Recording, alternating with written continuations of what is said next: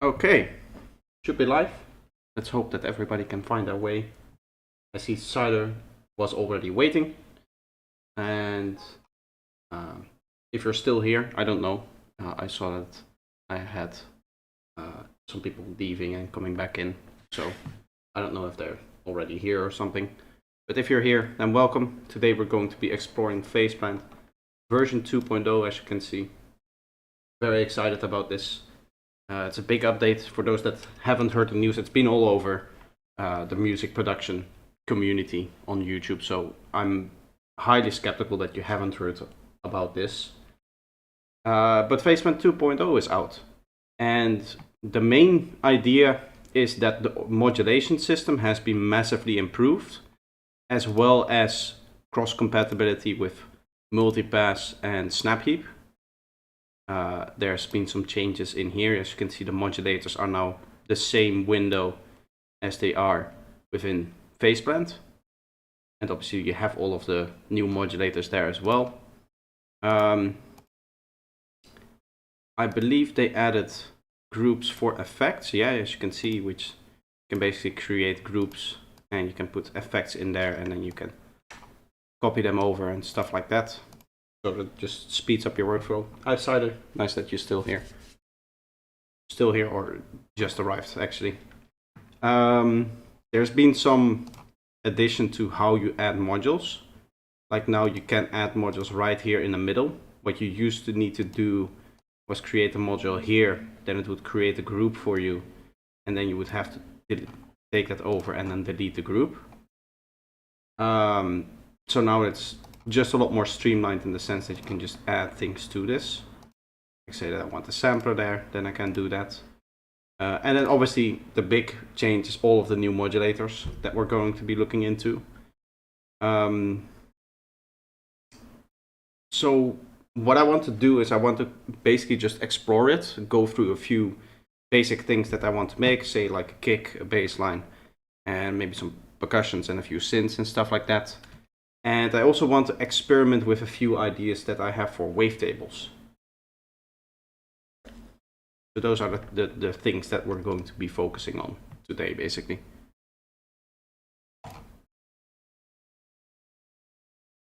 Okay. So let's just start off by going through a kick. Now, one of the new things is this curve. And I've talked about this, if you're not familiar with the Kilohertz, they have a very supportive Discord community. And I talked about this, that one of the things that I don't like about the curves is that you cannot really shape them the way you want. So I set this to sync 1/8, which is usually how I make my kicks. Like it's not, I can right click here and then I can kind of drag in the curve, but it's not like how you in Serum can set like the angle, right? So to give you an example, if I load up Serum, delete all of this, we don't need this. But if I load up Serum, you can see I can set like the curvature of it. You can still not do that, which is one thing I hoped you would be able to do. But it's not like you cannot do anything with this.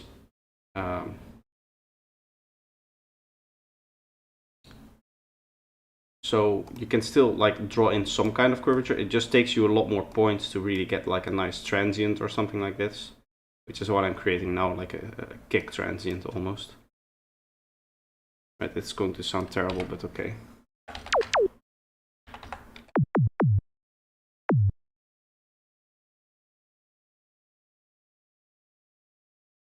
Sorry, I'm a bit sweaty. It's very warm in Italy lately. The last week has been a lot warmer than the week prior, so I'm fairly like sweating. I still need to find a synth where I can set. So the idea is, when I'm making a kick, what I would want is two curves. One of which is like very sharp like this, and then the other one is like this curve down here. And the goal is that this curve controls the click and this curve controls like the body of it. What I found is that even here, I don't think, yeah, you cannot go above 60. If I set this to 60, maybe you can, maybe it's just single modulations that doesn't allow it. Let's test that. If I set this, yeah, okay, so it does go above that. So that's nice to know. Even though it says that the maximum goes to like 60, 0 to plus 60, right? It's just for single modulations, I think. So we can set up another curve here. Also a thing to note, that the output is now no longer its own module. It's now tied to the ADSR or whatever you're using, which is a little bit annoying. If you want to do like parallel processing, what you would need to do is set up a curve and then like maybe set up a curve like this for both of them. Right? Go here, and then still want an envelope, you could potentially do something like this. Let me figure this out. I would need a new group without any item in there. Say that I want to set this to both lane 1 and lane 2. It's not the best way to do that, because normally you would just use like snap heap or multipass for whatever you want to do. But say that I want to do this. I think I can set this to a mix or no, an aux here. I can go like this. Set that to 100.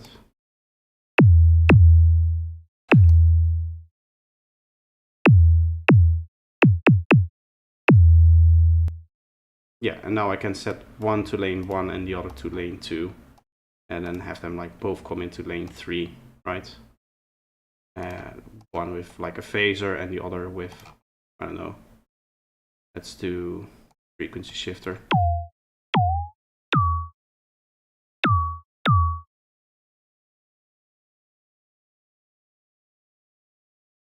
That's the thing that you can do. For now, let's just go in and create our kick curve here. So I also usually set this to 1/8. And then I can draw in something like this.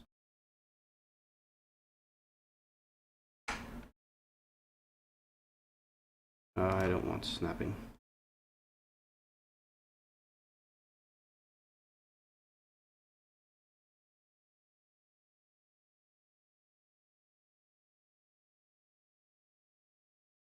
Some amplitude like this is usually what we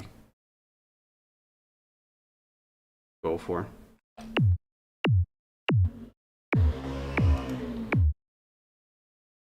I'm gonna edit this curve a little bit. I want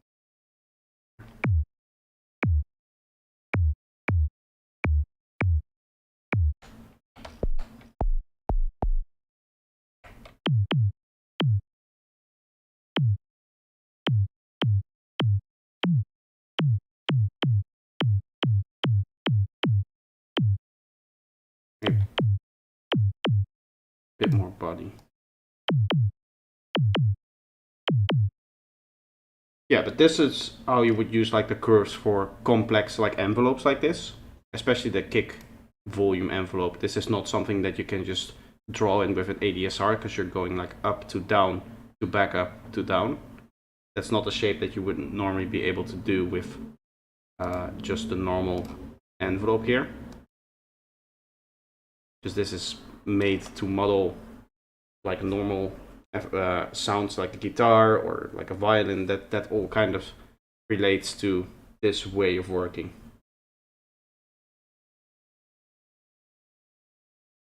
What do I think about kicks that have been shorted to 1/16?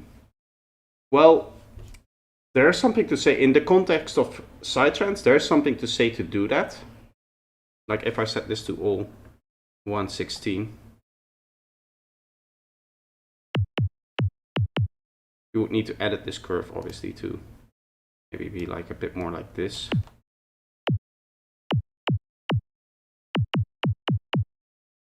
Give it a bit more click as well, maybe.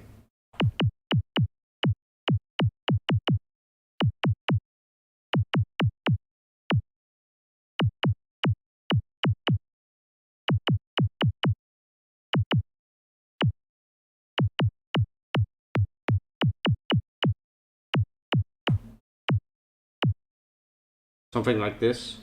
The idea behind this is that you can use a kick like this. Say that I record this for now.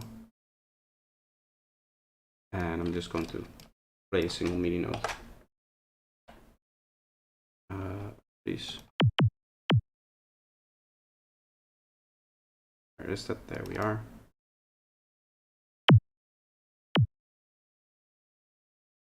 Let's record this. Oop. What you can do with a kick like this, it's not a good kick, don't get any ideas here. But the idea is you can take a kick like this, set it to -10 for now, and then you have space for 3 bass notes, right? So normally it's 2 bass notes. What you would have is, say I go into like one of these samples, quickly get as a bass. I'm looking for something high-techy, because that's where this is often done. I guess I can just pitch it up.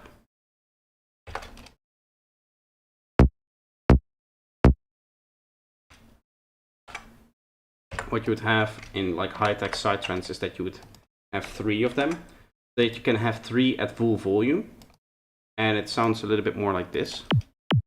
Let me put that in here.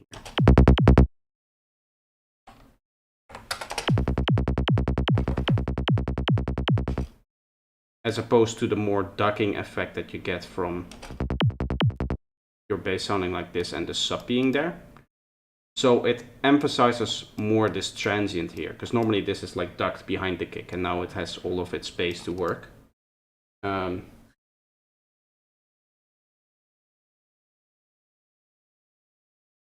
You make the kick once it's not the same. That's shortening it to 1/16. You cut the tail, you get rid of the low end, and then you don't need to even low cut it with an EQ. So that's what I wanted to go to next, because I wanted to talk also about dubstep and how they are handling it. Because in dubstep, last few years, the trend has been to shorten kicks as much as possible, so that you have like a very boxy kick sound. And I think I might have some samples to show you that with. This Crow 10K sample pack here is a good example, maybe. Yeah, so these are slightly old samples for dubstep. And you can see that the tail kind of rolls off. So you're losing a lot of your sub loudness here. And what they've been doing is, as you said, shortening your kick to, say, 16 notes, but it doesn't really matter to exactly where. You get something like that, and then you have all of this space to fill up with the sub bass of your like bass line, right? So you have a lot more like loudness in that case, and that's just a technique that they use to gain some extra loudness in there. Personally, I don't really have an opinion on it. It's dubstep is known for being loud, so if you can squeeze some extra loudness out of that, then go for it. For sidetrends, I am not a big fan of this. I deleted the bass for some reason. I'm not a big fan of this bass line style. I much prefer 1/8, and then 1/8 for the bass. But like for high tech, I can get it because it's like at 200 BPM. So if you want to actually simulate this, it will be something like this. And then you can, for some groove, you can slightly turn this down, like -3. Now this isn't the best high-tech kick and bass. Obviously I just made it as an example, but you can hear how there's more emphasis on the repetitive 16 notes than if you were to do like this. This is more of that like gallop thing that makes you bounce, which is hard to do at 200 BPM, right? You cannot really jump to a tempo like this. So this is more for the overall groove. It just gives you this like rhythmic fundamental that you can work on. Let's do some other drums. I wanted to see a snare as well, because snares are always interesting to make. So it's the same idea in the sense that you have a pitch envelope kind of thing, like this. This will be like your fundamental pitch. And what you would want is again a fairly nice spike, and then I would say almost like stay on the fundamental, much more than with a kick, where it like a kick goes down like gradually, right? Like that. The snare really is like the spike and then on the fundamental. So create this. Again, up until 60 is the maximum possible pitch modulation that you can do with a single modulator. I don't know why. It shows plus 120, but it just goes to 60, I think.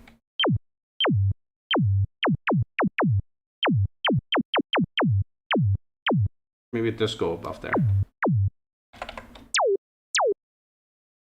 That's a little bit too slow.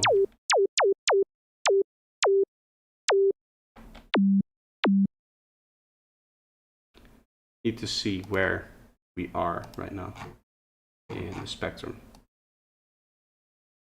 Give me a second.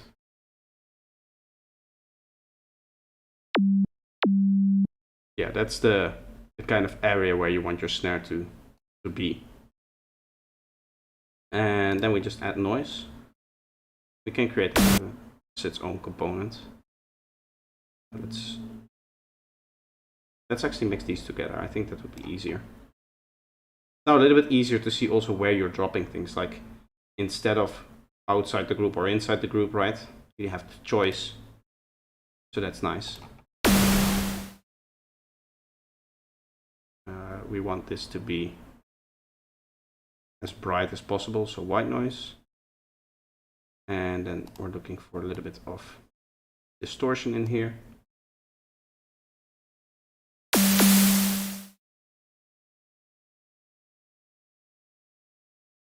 Going to place this noise on top of the oscillator because I want to do some processing to that. Actually, I need to get into the habit. You can just click in between modulators or like modules and then do like stuff like that. Now we need to set this, create a nice curve, turn off snapping. It's a little bit too loud here.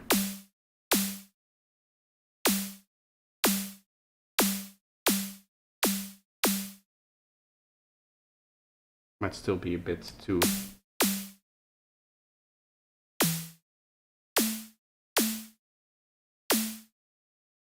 That's normally what a snare looks like, right?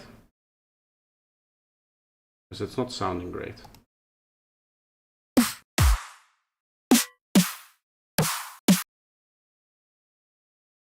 Like something like this. We should also see a pretty strong fundamental on here. Might be a bit more pitchy.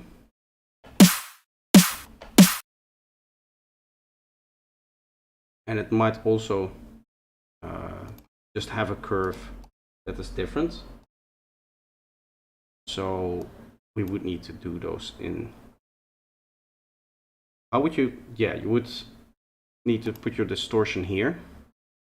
So distortion, we would need to put this on a separate group. And we would need to add a curve then.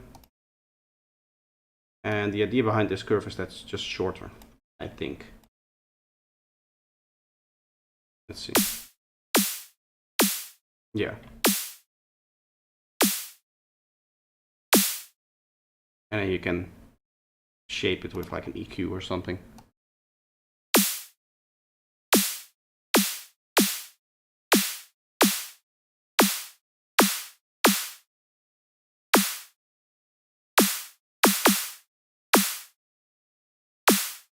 Do whatever you want.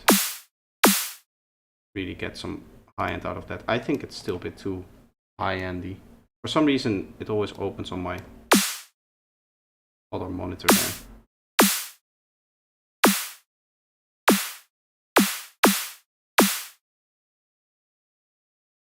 Have a look at the spectrum from here. Yeah. This should now look like a dubstep. It might not look in terms of the waveform nice, but it does sound nice.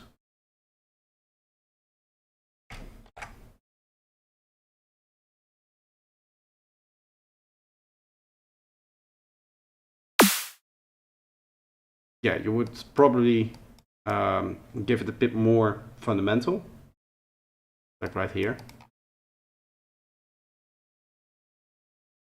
Also, maybe a bit lower start for the pitch. Like this pitch starts pretty low. You get away with a lot less click, maybe. Just a little bit.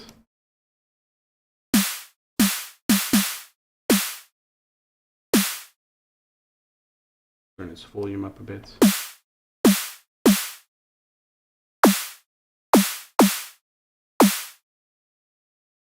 Sure.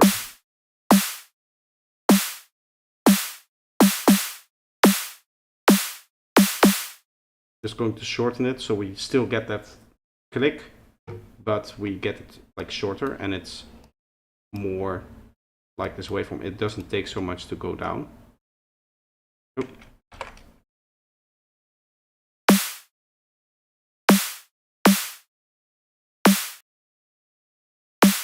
Yeah, that's more like it.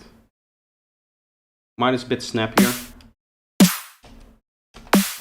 You would obviously do like processing, make it stereo and whatnot. I think I had some spread on there, didn't I? No.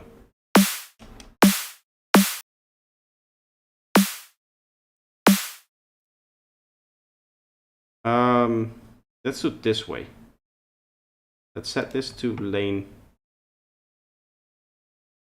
2. Have this there. And distortion here, and then we just spread the noise.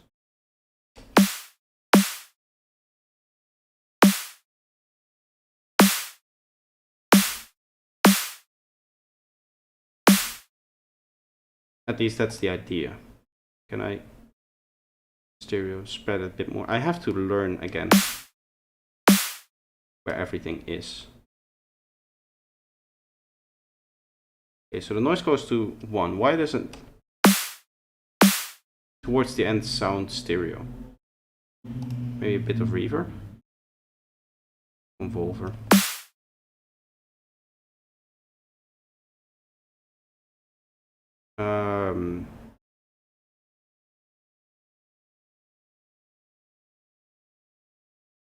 Bass is real. Let's go for that live room.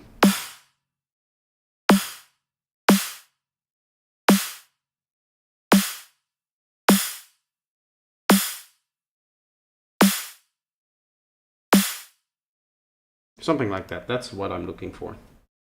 Baseband, yay! Yeah, this update, it's maybe not as big as people like hype it up to be. It's not like there's this whole new synth engine or something like that, or a whole bunch of new effects. But the modulators are definitely like a lot better. Like the curve editor actually makes sense to me from like drum synthesis perspective. Like I would use this to synthesize drums like this, right? We have a little bit of comb filtering in the high end. That might come from the Convolver. This might not be.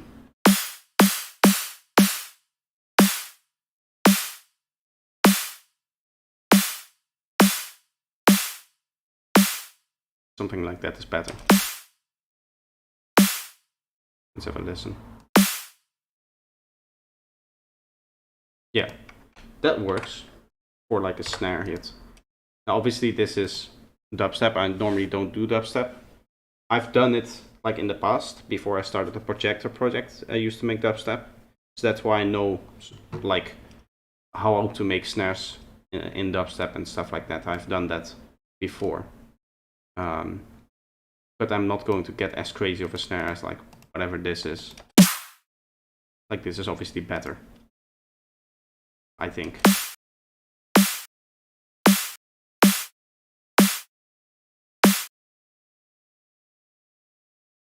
It should be pretty easy to implement or turn it into like a sidetrend snare. Just like go like this.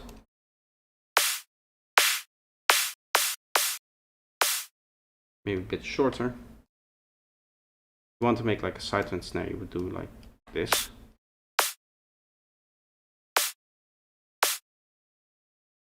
Something like that would be like in a track. Have a listen. It's a bad example. That's okay.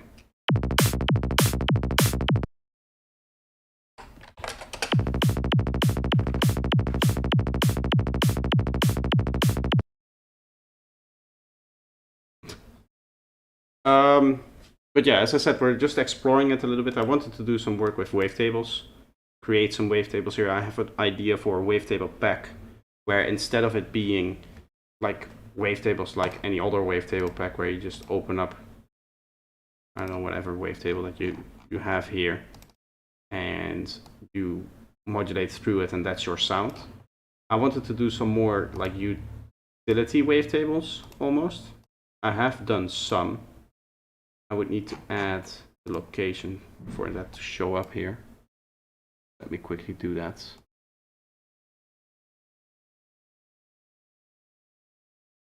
MP wavetables. Here. Go in here, there's a few. These don't load because they're not part of it.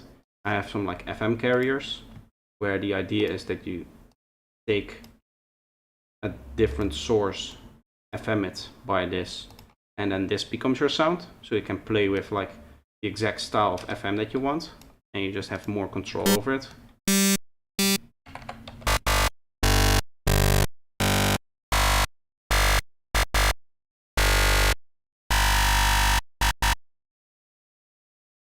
You can obviously set something like this,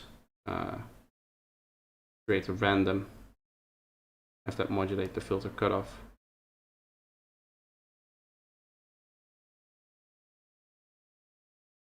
Let's set this to 1/16. This is kind of like the classic sidetrends beat sounds, right? I'm going to put this below the output so we don't get the output from it.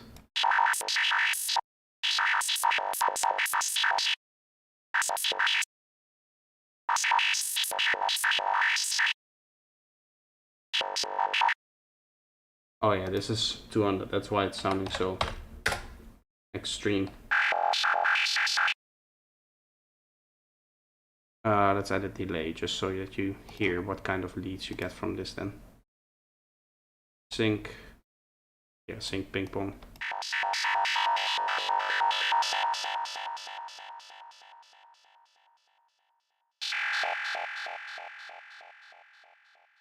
Why is this still mono?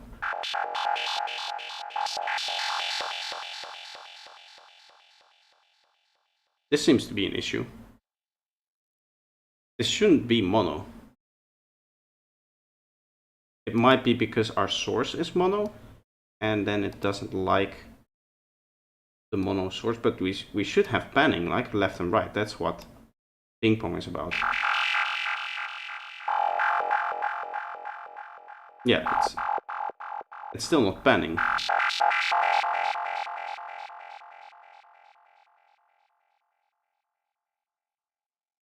Is it, I don't think it's just me. I think like it's definitely not stereo, right? This might warrant a bug report.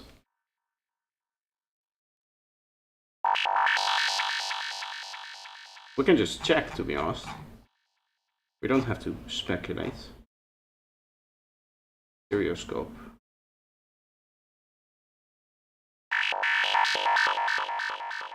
Completely mono. For those who don't know what effect we're after, a ping pong should do this.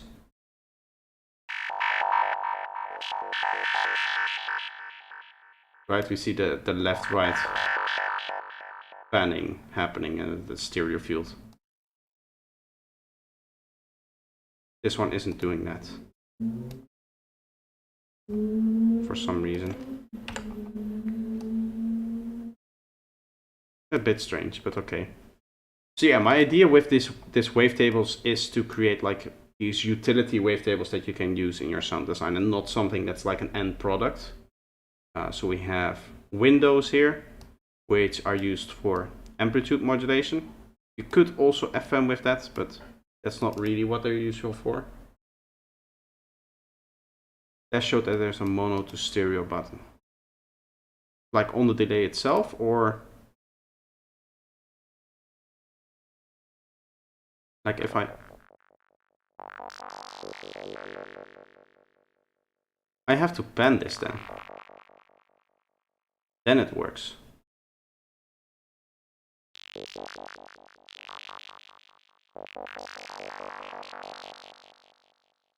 Let's set this to, yeah, 3.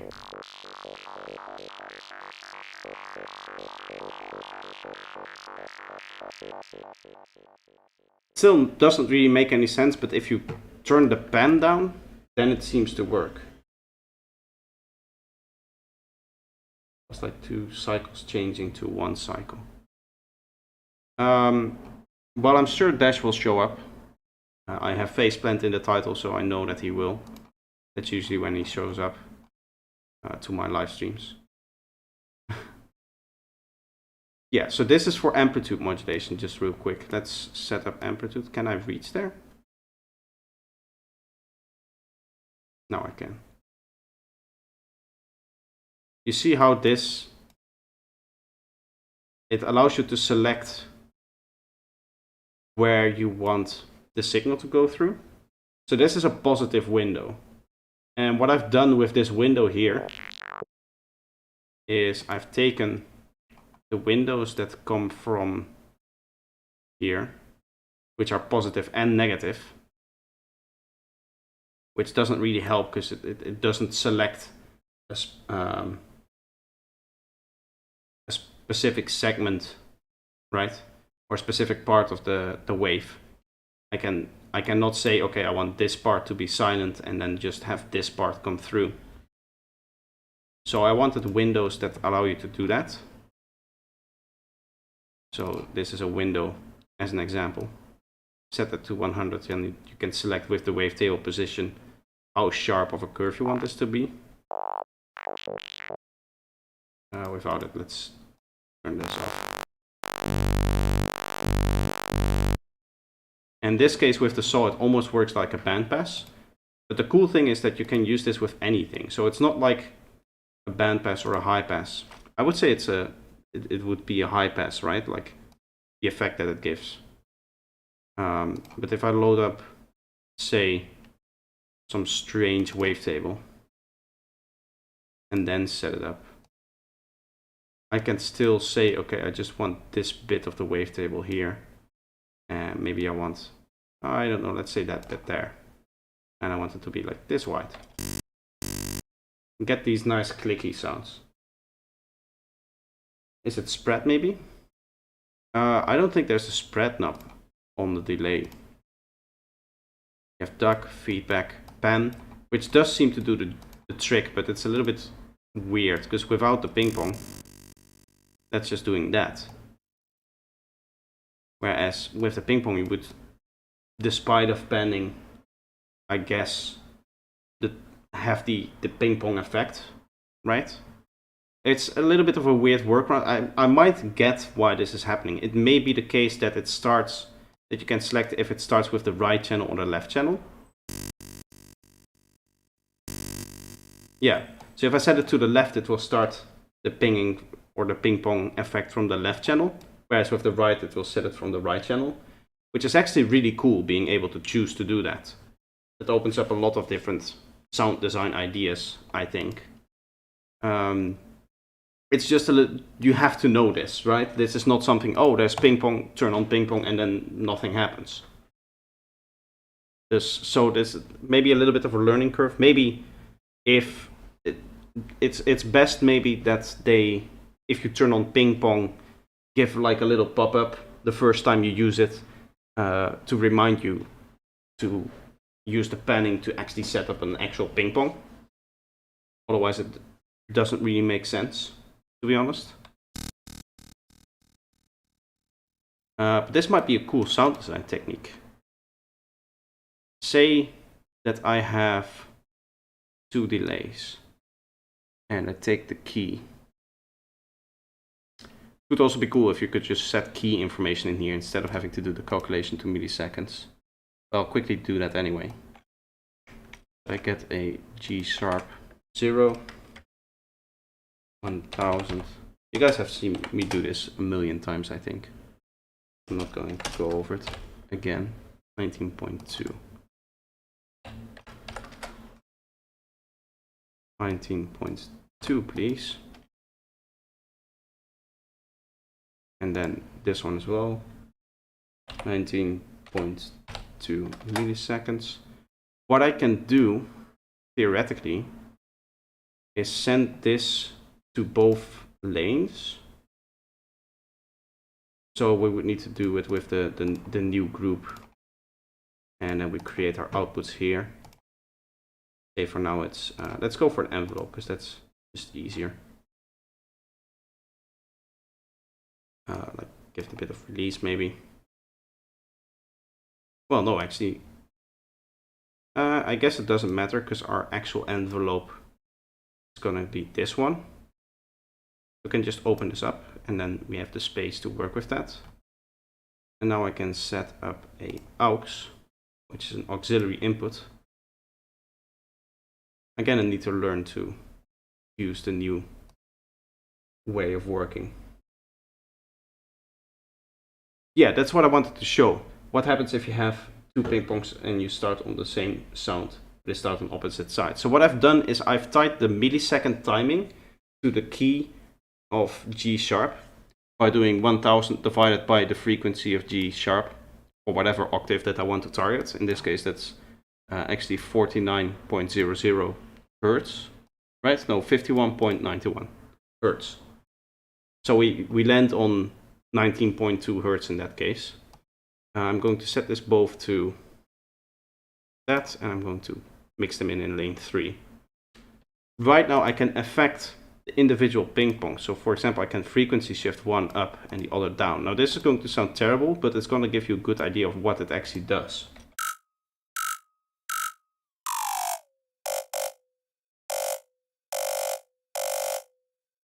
I can, for example, use, I don't know, bit crash on one of them and the other distortion maybe.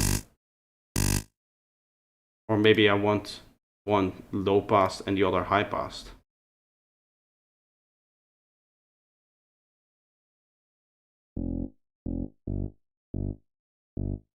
For some reason that doesn't like it. Oh yeah, we have to set this to lane 2. Obviously.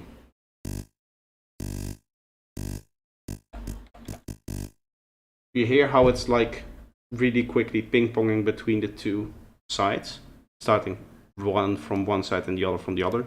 With different feedbacks you should be able to hear it more.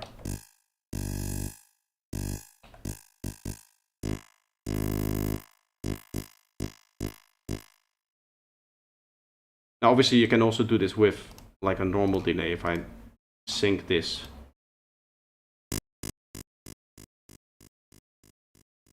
it does seem to change a little bit, yeah.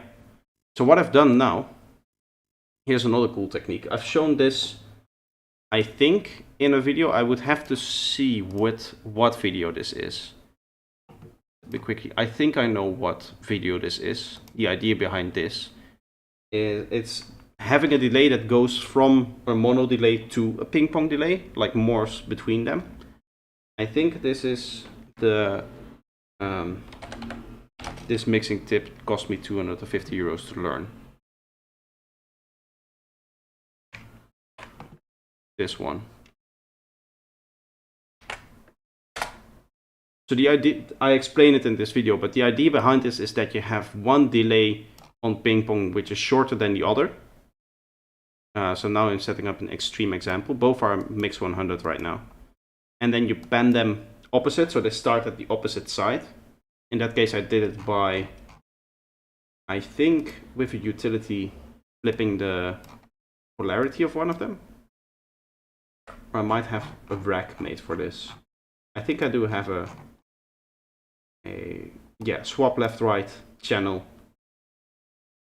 What this does is it swaps the content of the left channel to the right and the right channel to the left channel, basically. So here we're just doing that within phaseplant. Do you hear how it starts off as like a mono delay and now it's like going back and forth? That's the idea behind it. So that, the more I think, now that I know how the ping pong actually works, it does like open up a lot of options like that, like sound design options. But it's unintuitive for somebody who doesn't know that you have to move the pan in order to get an actual ping pong delay out of it. But it is still very, very cool.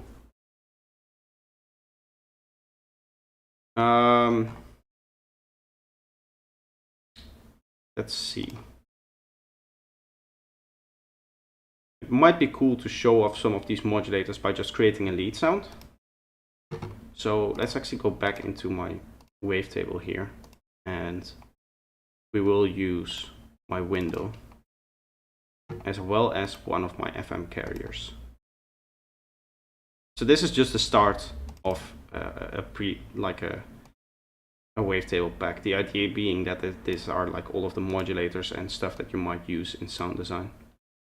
But we can set this to the amplitude, open it up a bit, and we'll find a neat range for that. We can use this phase here to get kind of the range that we want, maybe something like this.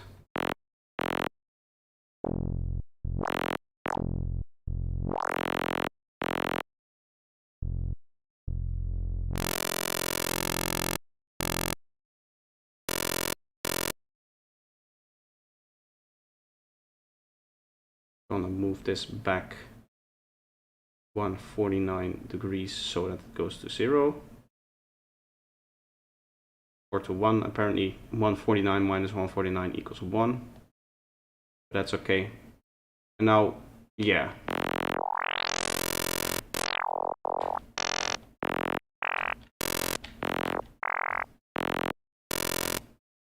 Say that I want to do something with crazy random modulations, right?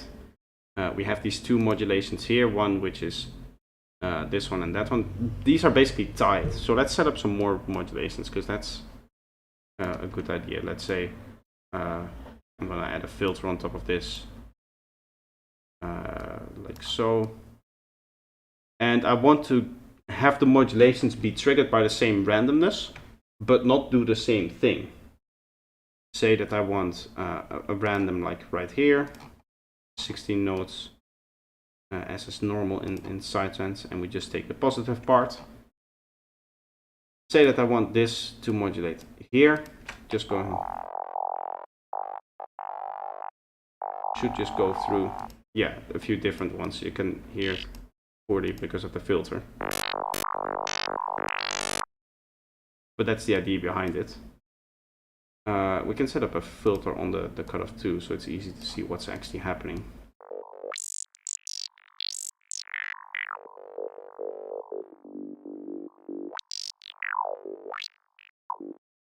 Can I move the camera window? Yeah, I should remember to put phaseplant right here, actually. I cannot easily move it, but I can. It's much easier for me to move phaseplant, so thanks for the reminder. The idea behind the remap, which is a new utility, is that it allows you to take one modulation source and turn it into a new modulation source.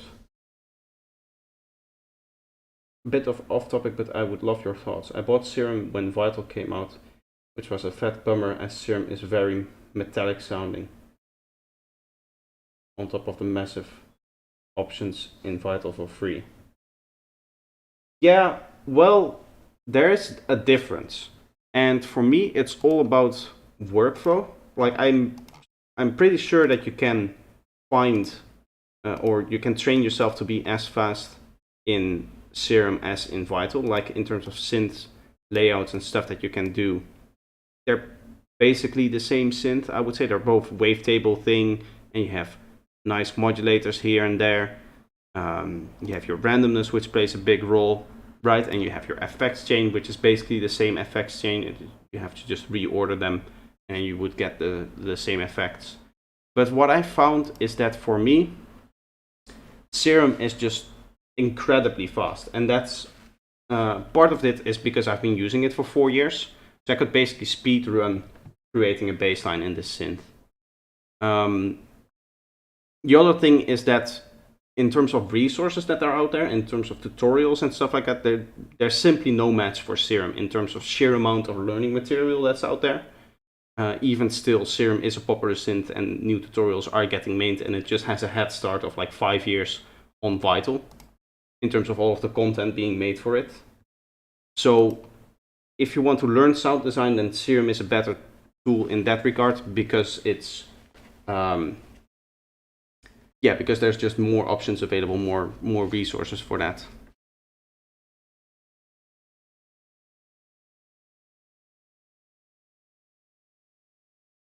Read so much. I have a lot of presets for Serum, so it's kind of okay. But I love Faceplant too. Do you reckon Faceplant will be worth the purchase, or will it get outdated soon? Faceplant is special in the sense that it's endless. I can go in here, I can create effects, change, and I say, okay, I want all of these effects. Well, I actually want this effect only on the high frequencies. Well, then there's multipass, right? So you put that on the high frequency, whatever we had. I don't remember, like the chorus or whatever, right? So in terms of like sound design tool, there's no match for this. You can do so much more in Faceplant than you can in any other synth. The only thing is, will you? Like, it's only worth it if you... Faceplant's capabilities are only worth it if you make use of them. Like, if you open up Faceplant like we've done here, and you just have a few wavetables here, I could technically do this in Vital, right? Everything we've done up until now. But if I now decide, okay, I need to refine this sound, I want to add a little bit more FM to it, take like an analog and do a little bit of FM on this one, right? Now we're already out of the realm of what you can do within Vital. Like, this fourth oscillator is just not there, right? So one of the things that I like to do in Faceplant, and what I use Faceplant for most of the time, is just to go in and then take a whole bunch of different analogs like this, say like I don't know, 5 usually. Put this so you can see it better. I wish there was, isn't there GUI scaling anymore for? Yeah, I can make it more like this, then I can see more. That's useful. But there's no like actual GUI scaling independent of size, right? Well, it doesn't really matter. And I can set this to a whole bunch of different like waves, and then I just mess around with a whole bunch of different FM setups. Already here, what I'm doing here is sending one oscillator as an FM source to multiple different oscillators like this. This isn't really possible, or self-FMing isn't really possible in most synths, like with the extreme capabilities like you have in Faceplant, right? I can just continue doing this all day until I have the craziest setup. So if you're into that kind of stuff, then it's definitely worth the purchase, but you have to use it. There's no reason to buy Faceplant if you're not going to use Faceplant for this kind of capabilities, because this is what it does, right? It gives you that endless option, whereas in Serum and Faceplant, even though it's a very powerful tool, you're still technically just limited to whatever 3 oscillators you set up. You can do more in those oscillators, but it's always 3 oscillators. So that is a consideration that you have to make. What I found is that I've always been able to do whatever I want with Serum, Phaseband, or Vital. Doesn't really matter. But having all 3, like I have it now, just gives me a few more options. And I also do this, like I make some money doing this, right? Like I make presets, I can make wavetables, I can make different sounds and stuff like that and just sell it. So for me, having that extra capability also has a business perspective. Phaseband has granular. Well, it doesn't really. Like it has the sampler looping thing, but this isn't. It's technically not actually granular. In the sense that usually what we say with granular is that you have a start, a length, and then you have multiple different grains playing from this. And they each have a different starting position, they each have a different length, they each have a different playback speed sometimes, so different pitches. That's really like granular's engine. This is just one, which still is very good, right? It's still very useful. But for stuff like this, I just tend to use the sampler, the simpler sampler here, because then I can just take whatever, I don't know, sound that I want, say some kind of like loop. It always works well with drums. So something like this, set on loop, turn off snap, make your length like really, really short, like 0.5 or something. And then by playing with the start, you get different sounds.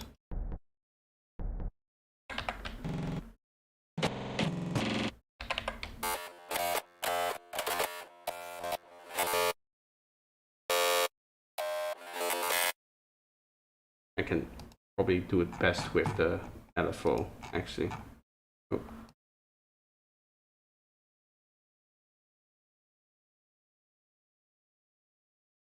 Map that to the start. Set this to 1/16 and then random. And then this is your sound, right?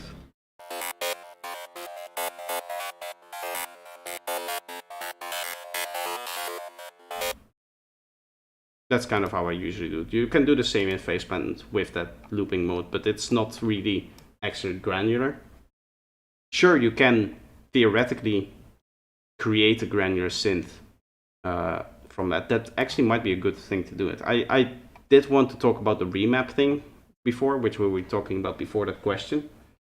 So the remap, let's talk about it. Say that I have this one random modulator and I want the filter cutoff modulator, which we have set to macro 2, to follow the same kind of modulation as macro 1, in the sense that if it goes to a certain value, then we want macro 2 to be deterministic from that value, right? What you can do with the remap is, say I, for example, want to invert this modulation. I can go ahead and invert this. And now if we look at what is happening, if macro 1 is lower, then macro 2 is higher, and vice versa, right? So you get, you get basically opposite modulation on that. Which, because I don't have it soloed, doesn't show up.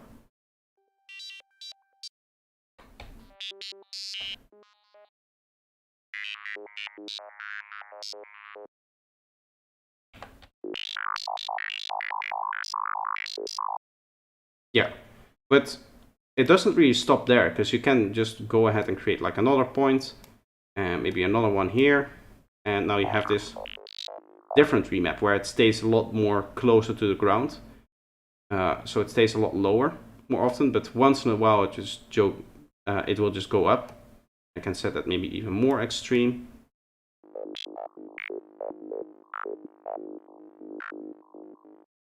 If I want to do like a gating effect, I can do that as well. I can do, say, okay, I want either high or low. I can do that, and then you can set a percentage by saying how much of the sound do you want at the high and how much do you want at the low. So it's either high or low right now.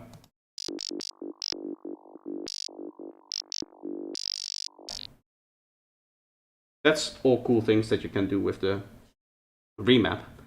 And it might be a good idea to actually, seeing as you talked about granular synthesis, is to, now that I'm thinking about it more and more, there is actually a way to do that.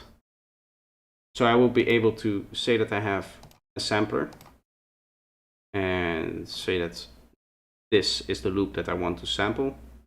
I can set the length to very short, say 5%, something like this. I set the start at the start, right at like 0. And then I can set up, I don't know, whatever I want. Say we do, a random with 0 Hertz. The idea behind a 0 Hertz random is that for every note you get a random value. What I could do in theory is create like 3 of them, or like 4 maybe, and then I can remap 3 times using different curves, change those modulations. There and there, and then this goes to this start, this one goes to this start,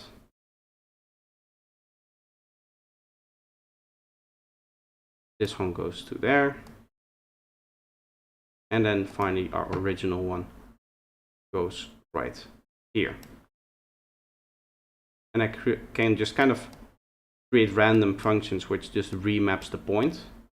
Maybe one like this, one like this maybe, and it gives you a little bit of uncontrolled.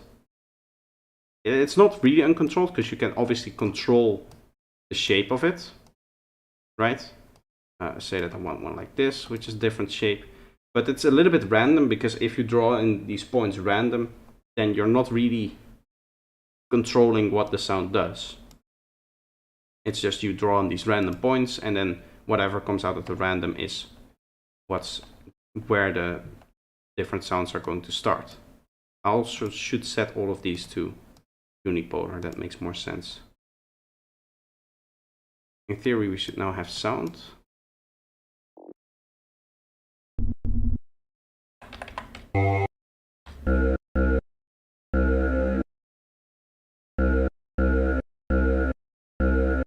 Might not be the best sound to do this on. Let's do this on a loop. So this is decay loop 6. That's set. You have to set that for all of these, which is a little bit annoying, I guess. Decay loop 6.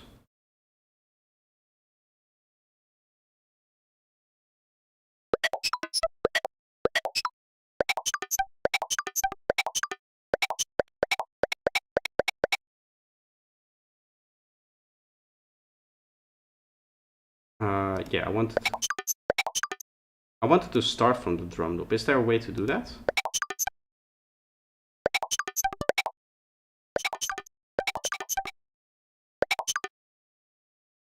Oh, I would need to set the offset similar to the modulation then. Sorry.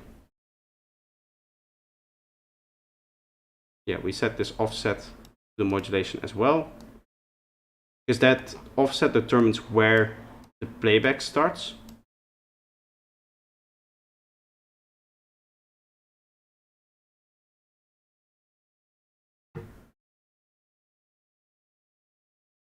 And I'm going to set the length to 0 for all of these, so we can control those with a macro, which then in theory, what we could do, the final component, really what it would be is that the start kind of shifts forwards slowly in time, slower or faster than whatever modulation you have set up.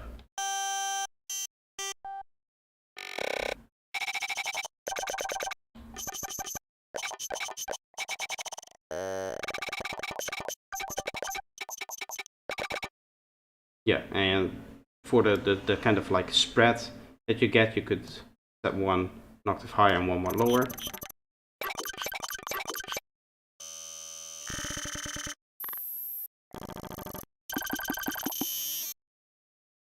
Usually for granular synthesis, our idea is that the start gets modulated over time.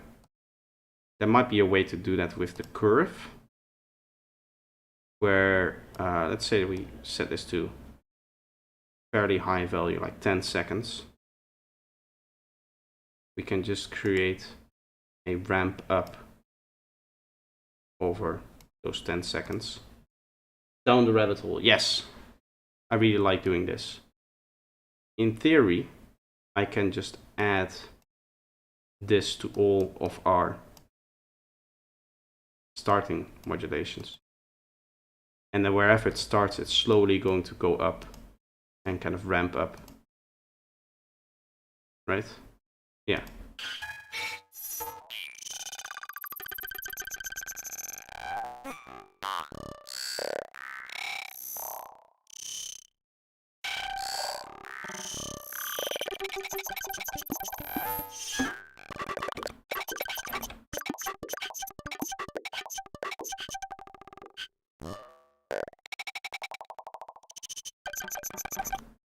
Now the only problem is that this doesn't loop. Like ideally what you would want is have it, and this is, I don't think I can do this. At least I don't know how you would do this. Have it so that the more this goes up, it kind of loops through it. So right now we're choosing a random starting point with all of these remap functions, right? So all of this is like the random starting point. Ideally what we would have is that it kind of loops through it. So every time it goes up, it comes back down. One thing that might do this is if we set a ramp up to an LFO, but that's then tied to there. Does this work? Yeah, no, it's just going to go from the starting point. It's not going to go lower at the start. It's just going to loop from the starting point back. Ideally, you would do that from the start and then just set different loop points depending on wherever it starts.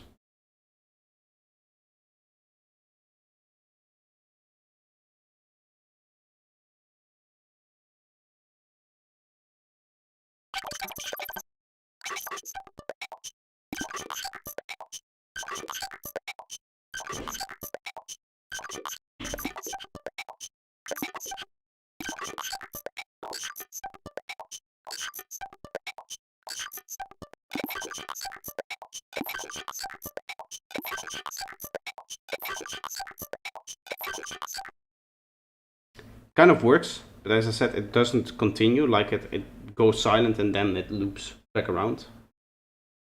For actual granular synthesis, you would start from the starting point again. Like you would, the first time you play the note, you would start from a random point and then it just loops from the start back.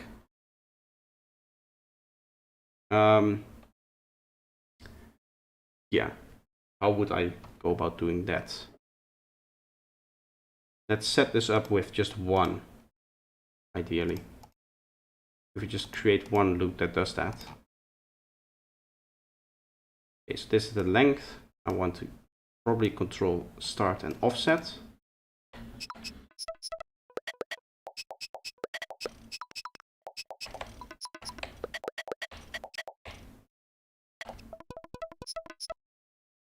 What I would probably want is a random which controls where that begins.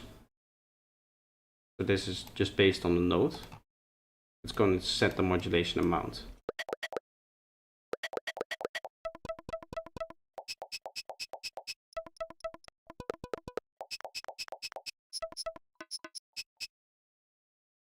Right?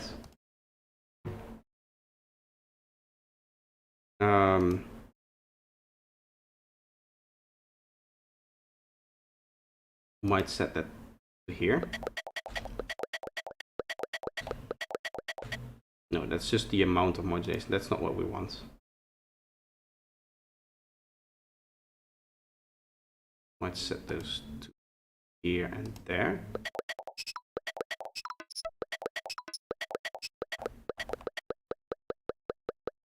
Again, that doesn't control the starting point of it. Maybe if we set this to bipolar, this works to 100%.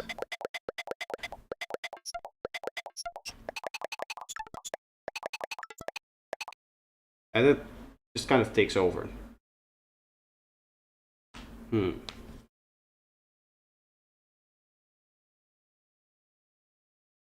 kind of hard, because what you would need to do, I guess, let's think about this. We have some starting point, which is right here. What I ideally would have is that we Baseplan 2.0, is there an update?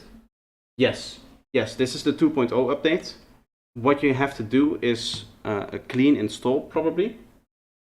Because I had this problem where my installer didn't actually install a new version. So if I go into the Kilohertz Discord server, there, I need to find this, so I need to see how this would go. Give me a second, where this part is, because I had the same issue, right? This all yesterday.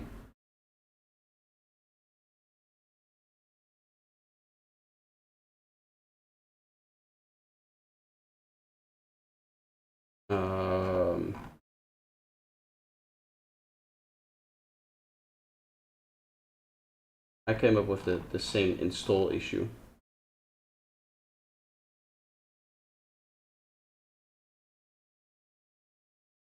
Go higher. Give me a second, I will find it. There's an article on how you do a clean install of it.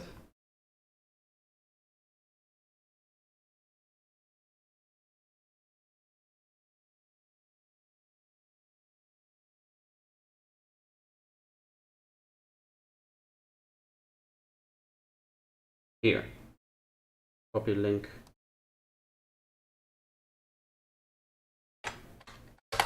There you are. If you follow that link there, it will tell you how to do a clean install, and then you should be able to do that. And with that, what that means is that it will go through and it will remove all of the files, and then the installer will actually recognize it and allow you to update to version 2.0. If it doesn't show for you on the installer normally. Otherwise, just go to their website, download the installer from your profile, and then it should be good.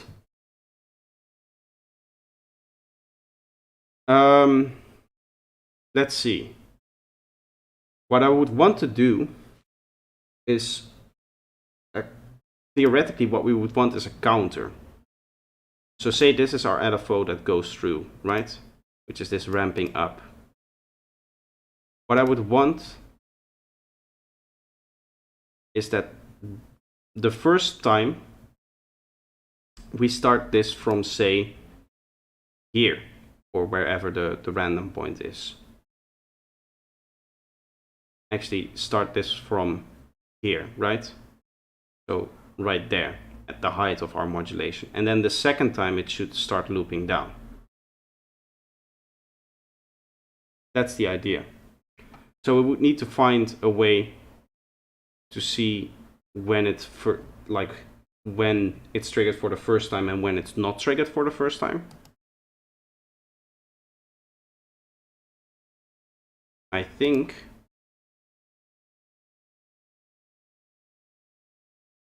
node trigger, never trigger from node on. We should be able to do this with this. So hear me out. If I set this to 0 and then 1 after a very short amount of time, like half the, like very, very short. Does this still work? Yeah.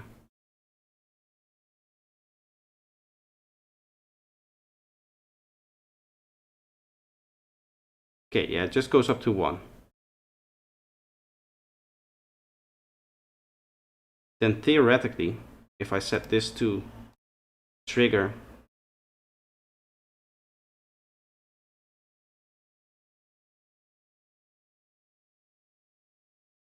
and I set the threshold to be 99,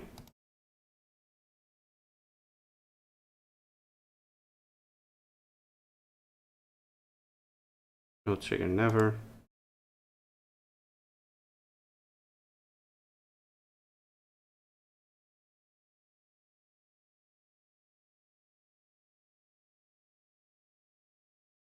It will trigger every time that I play. So we should be able to detect that. Well, that doesn't really do anything. I want it to stay up there then. Like once it is gone from 0. I don't think this is possible, what I want. I don't know if I make myself fairly clear.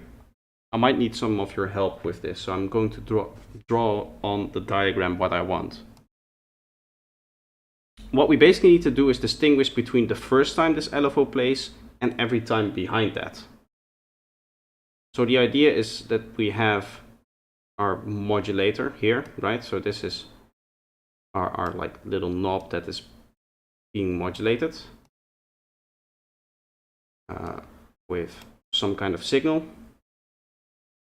And then I can delete this as well. We have our starting random position, which will just give out a value between 0 and 1, right? Say right here.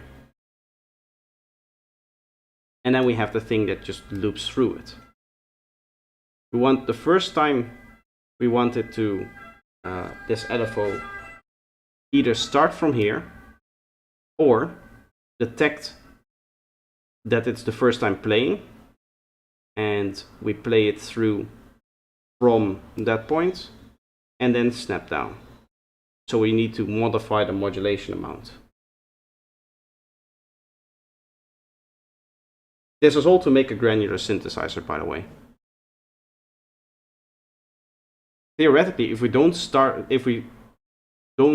from a random position, then everything should be fine. But as soon as we change like the starting point, then we are in trouble, because then it will just go above this area, and that's not what I want. I want it to loop completely,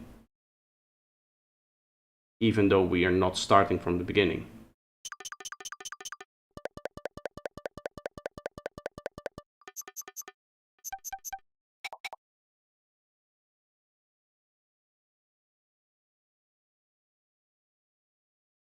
What if we set this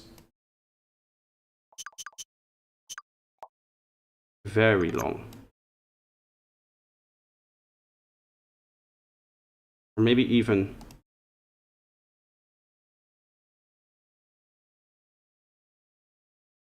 this might work. This might do what I wanted to do. Let's say that nobody uses a note which is 0.001 long, which is like 1,000 seconds, right? What we would want is for this then to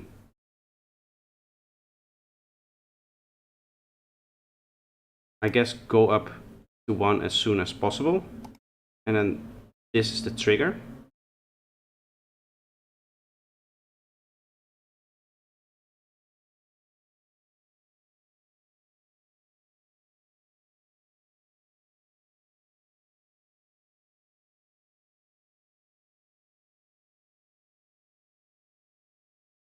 And then here for this other modulator.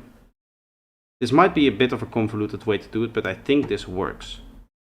We set an attack time which is longer than our LFO takes, which in this case takes 60 milliseconds. So we can set this to like 70. Let's do that with a curve.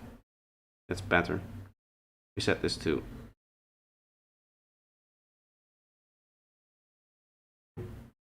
like that. And we draw in our curve like this.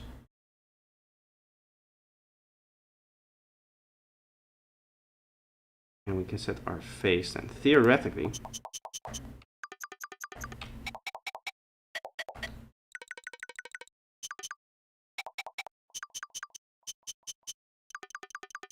yeah, this then determines the length. We need to tie this to the hertz in some way. And what we should be able to do now is that this detects if it's the first time playing, although it's too fast right now.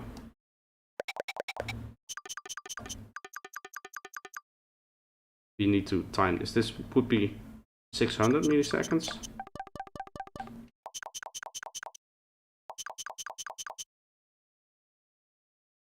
It all depends on like the frequency, obviously. Let's set this to 0.5 hertz. We do 1000 divided by 0.5. It's 2000. I could have known that. Set this to just over 2 seconds. Bit more. Not exactly 2 seconds that needs to be, because it needs to trigger.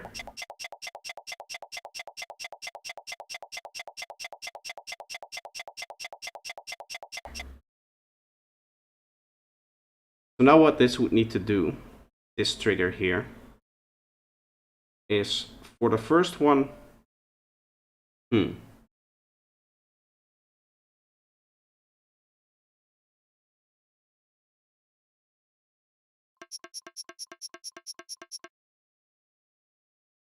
let me think.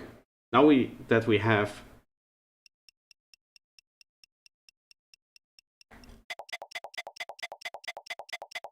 an idea of where to start, right?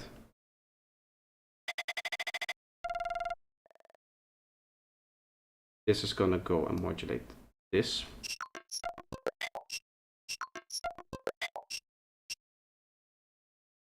We need to use LFO tables. The problem right now is what we need to do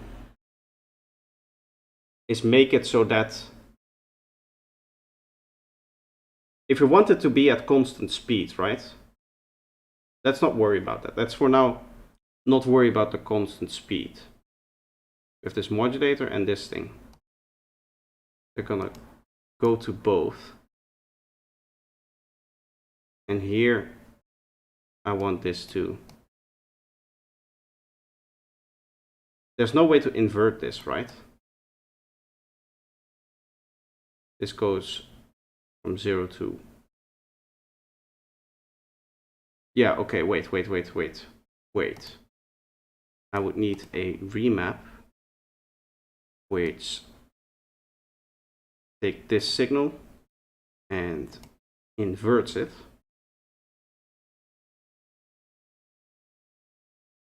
Which then goes to modulate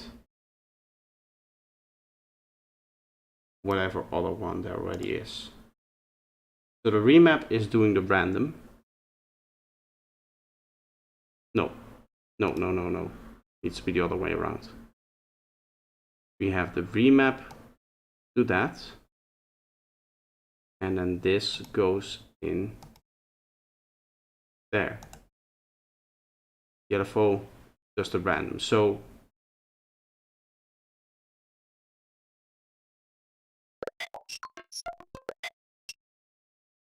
no, that was correct. The first setup was correct. We want our remap to do that one.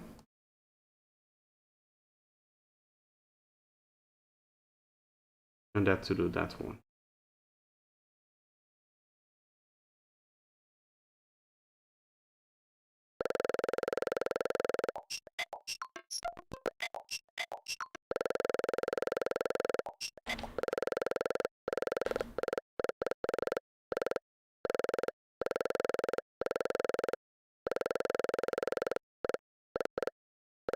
Why is our random now not doing anything?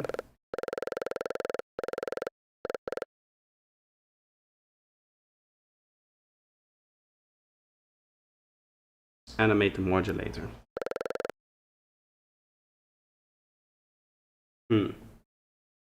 That could work, but with a special wavetable maybe. I'm just going to try this because I don't know how else I would do it. Delete everything. I might need to make this wavetable in Vital actually. You know what? How long have I streamed? 1 minute 20 seconds, or 1 hour 20 minutes. I'm going to take a quick break, then I'll figure this out in my head, have some time to clearly think. I think I have an idea what you're saying with a modulator that might work. It's just a way to combine two signals into one and like multiply them with each other. But I might not spend too much more time on this, because if it doesn't work, then it doesn't work. So I'll put on some music, as always. Let's put on this one. This is a fun project. I've worked on this on stream. You guys know this one. Leave this play. You can have a listen to it, and then I'll be right back after my little break.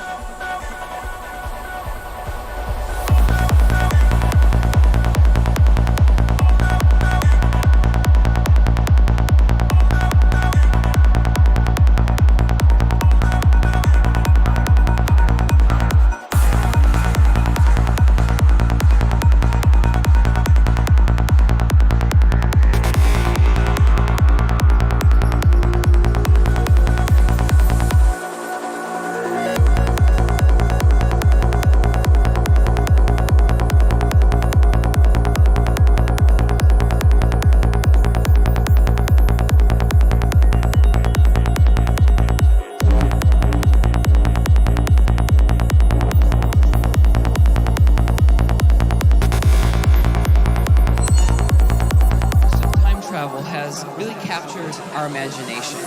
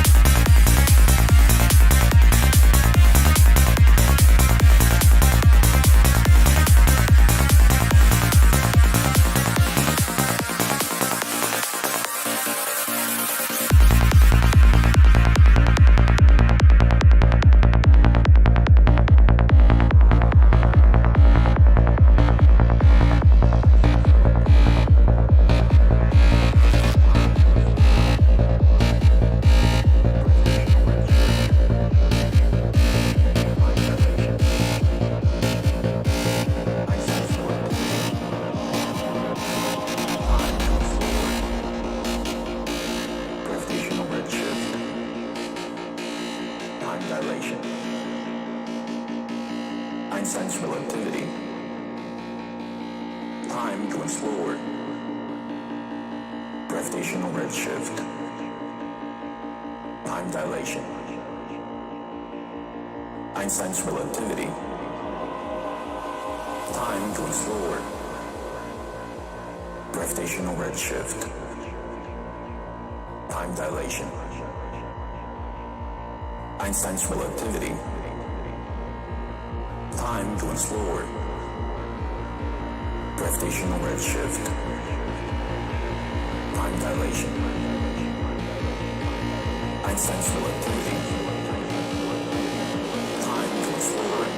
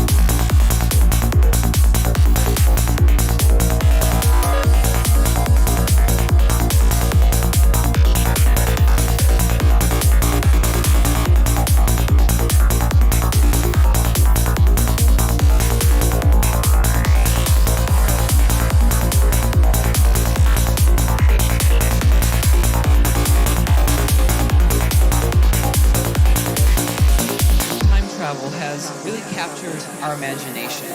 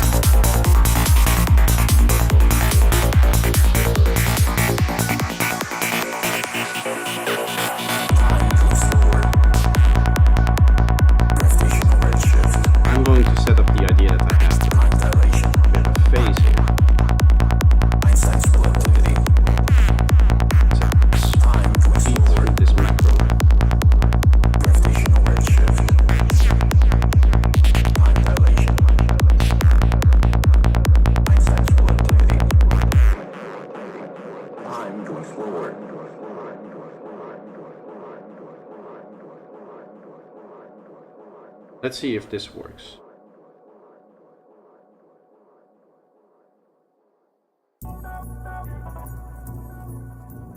Okay, so don't need this anymore. Okay, focus back on this.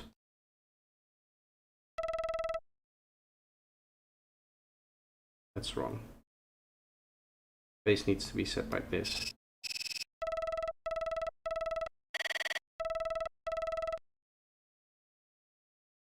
Why does that not work?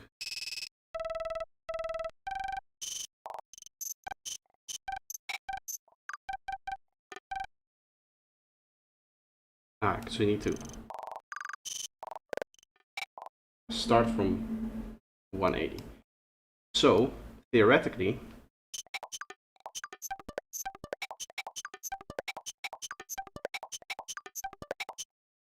this should do what I wanted to do. So let me explain. Instead of thinking about it as, okay, we need this starting point to start the macro, and then we modulate it with the LFO, we do it the other way around. We modulate the LFO to this macro, which determines our starting point, and then we set the starting point of that LFO randomly. Basically, it's the same effect, only the other way around. And this is much easier because it just has a phase which we can set, right? So that's what we're doing now. I can determine the speed with this thing. I can set that silently, and then it will just repeat whatever we have.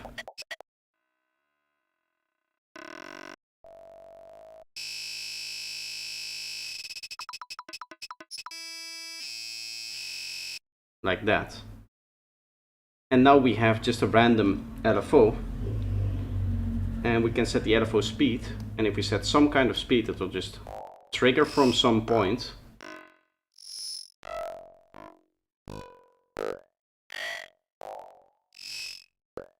And then it goes back to the beginning.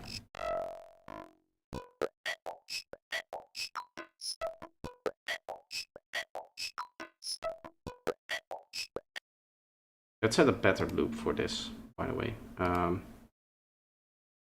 Find something which is interesting, but is also not. I would like maybe a piano which is dynamic. It has a lot of silence in the end. I want a sound which is not like this, which is just always playing, but also not silent. Is there a way for me to set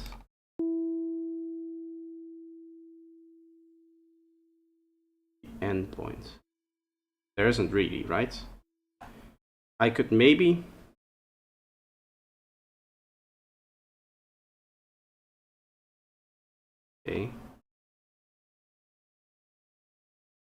set this to there, and then have this set with macro, and we can set like an ending point by editing the curve. Let's say I just want like the first 25% of the sample.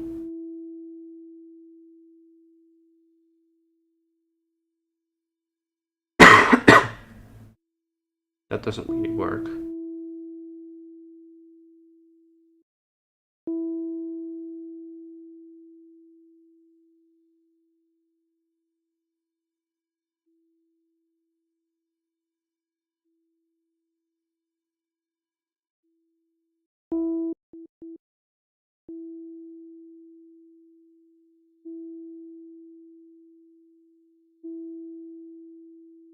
That kind of works, because now it's... Why are those sets?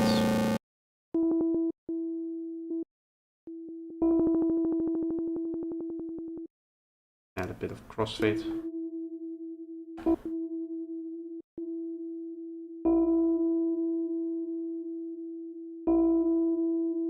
Yeah, this kind of works. Okay, we should be able to group this. Let's actually leave these open for now. If I add a new group, throw this in there, there, there, and there, we can now theoretically set up a new one. This stays the same. This is the speed which stays the same. We can duplicate that, and instead we use macro 4 on the start and the offset.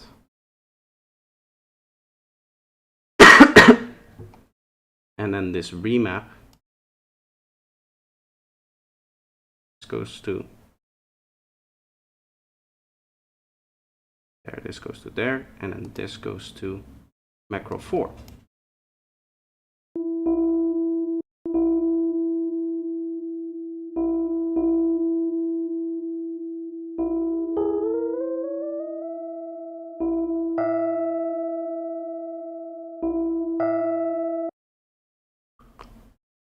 Yeah, that works. So now every time we want a new one, an extra voice, extra grain in our granular synthesizer, what we would do is duplicate this, and we can do only 5 grains if we want control over the rate of play as well as the loop length or like our grain size. We just have to set this up correctly. Then we set up our new group here. Let me quickly check if here the modulations, there seems to be an extra modulation in there which wasn't what I wanted it to be. We just set this one up there.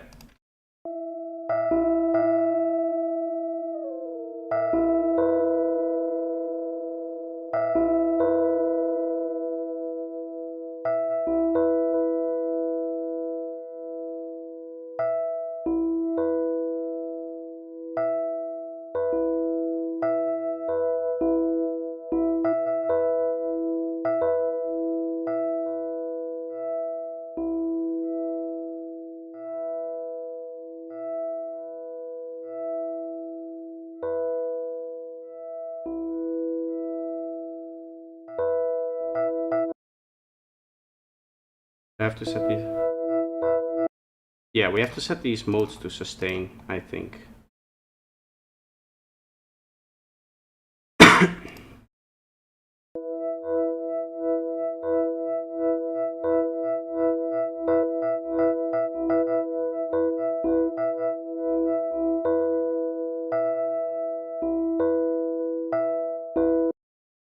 And now we can just play with, maybe add some delay on this to get some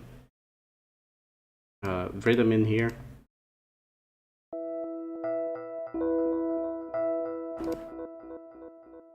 Set up a reverb, which is down here.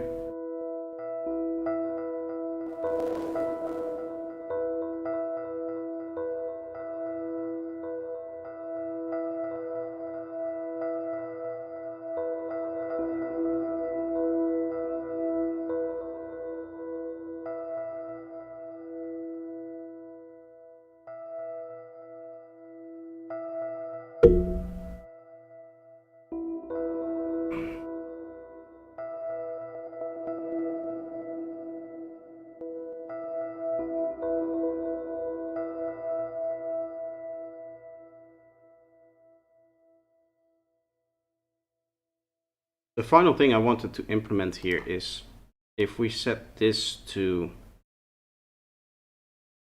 all of those, we can have random, like have it automatically change the point every once in a while, so it like jumps through the loop at random, and we set that by this amount.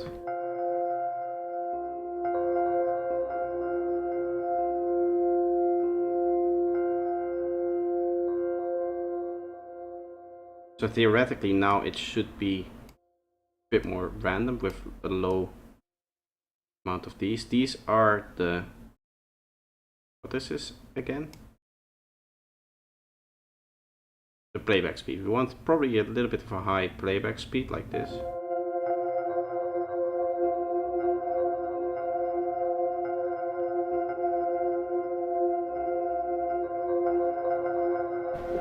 Yeah, this is pretty granular synthesis type sounds, right? So it is possible to do granular synthesis. To answer your question, which we took an hour to do, it is possible to do granular synthesis within baseband. It's just a bit of a hassle. I am going to save this preset because it's pretty cool.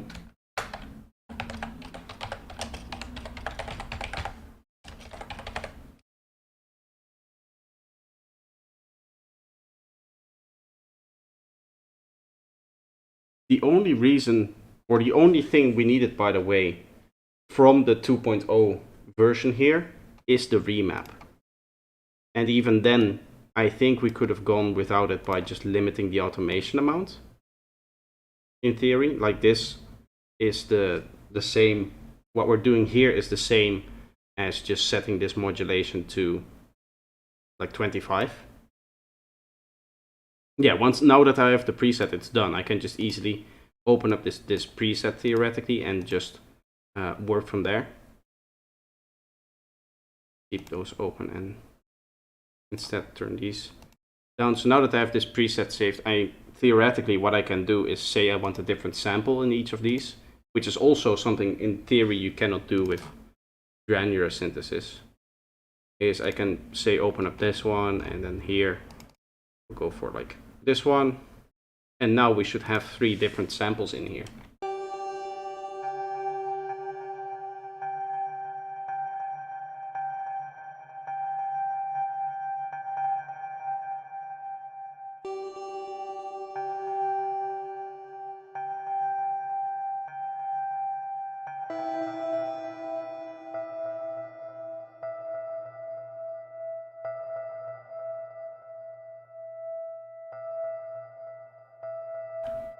Oh yeah, we need to set loop to sustain on these. It's a little bit annoying that if you... Yeah, okay, so we can lock these, which makes my life a little bit easier. Save this as the same thing again.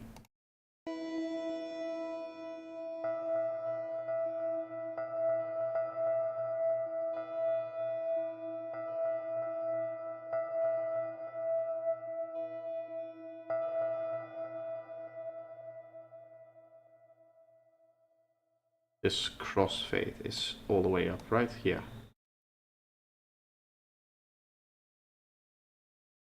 Ah, that's why. Length start and offset should be there. Length start and then offset is there. And we set this all the way up. Okay, so now it's fixed. Now it should do.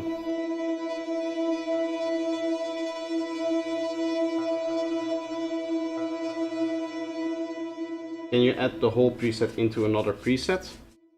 No. I don't think you can host phase plant in another phase plant. No. You can only do it with like multipass and snap heap. Is like if we took this idea and turned it into a snap heap thing, which I don't think you really can. Unless you maybe do some really crazy stuff with the reverser. I guess you can do granular resynthesis with that, which is also pretty cool. Actually, I might make that. That's maybe a useful preset to have. But yeah, you cannot add another phase plant in here, another instance of that. That would be, I don't think it's really necessary to have that. Also, I think with like the routing and stuff like that, it's pretty hard to get that to work. Maybe, I don't know. Yeah, I'll save this preset for now and I'll come back to it and turn it into an actual, like, name the macros, organize it better and make sure that it's, like maybe I can go without the macros and just set the modulations themselves, and then we aren't limited by 5 voices because we're using the macros for other things, stuff like that. So then it will just be normal preset basically. But the cool thing about this kind of granular stuff is that because we're triggering things randomly, it's just this continuously random sounds, right?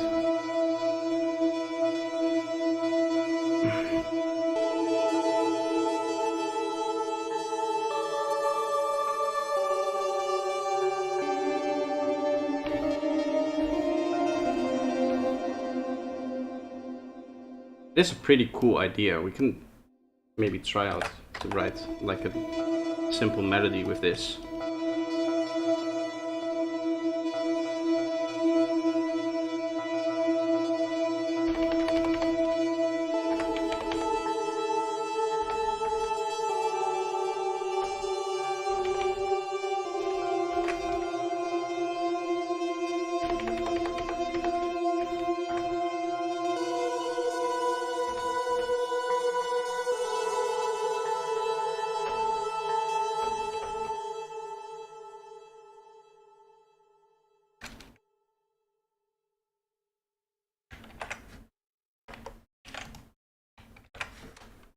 Let's actually fix this, because this wasn't written properly, I would say. Yeah, there's some dark notes in there which you don't want. So like this, and then, but it doesn't really matter where we start.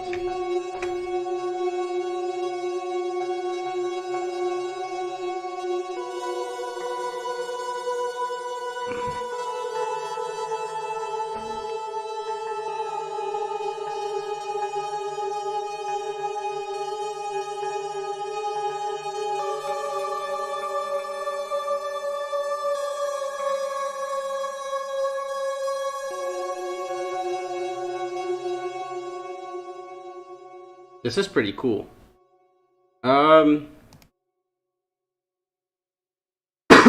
Yeah, let's try granular resynthesis, by the way. I'm quickly gonna get like a drum loop. Something, might be too clean. Something like this.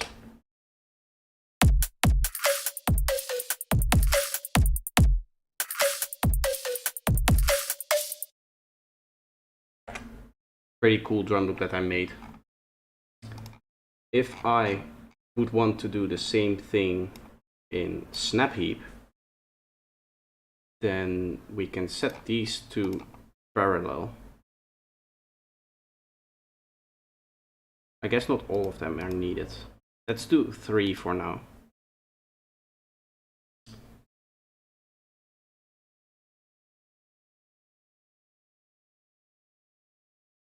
Then all we have to do, basically, is with the reverser, make sure that the mix is up, the crossfade is up. Just let me quickly think about this. There's no way to like start at different positions, but we can introduce some slight randomness in these different ones. Let's say that our starting point is, well, let's go just for 10. That seems okay. And then we go up by 50% on all of them, maybe. Just kind of randomly guessing these values. It doesn't really matter, as long as they're like the same.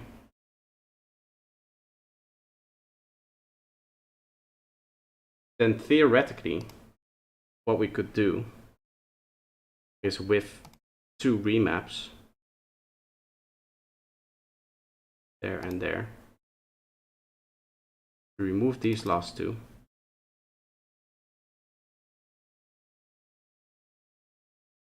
We go to 50. Actually, I think we would need 3 remaps for this. Can I set, yeah, just 50%? That works, right? Yes. We would need 3 remaps for this. And the reason for that is because what I want to do is basically have each of them slightly offset. So we would need to modify each of them. This goes to, or we want the possibility to modify each of them. So say we want one to start with a little bit of a higher one, but not go as far. Or maybe even be earlier there. Or just like this boost up. We could do something like this. For this one, we'll just start normally. And then this one stays lower. Basically functions that just slightly remap them. That's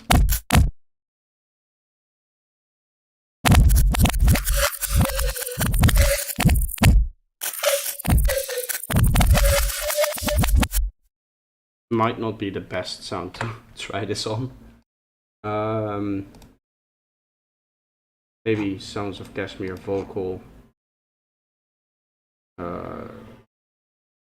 ethnic stuff, like shouts and stuff. I'm looking for something longer. One shots. Let's get a nice long one shot.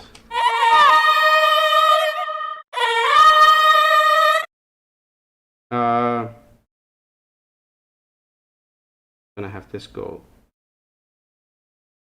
100% to the left, and this one 100% to the right. Allows us to get more of a stereo effect from that.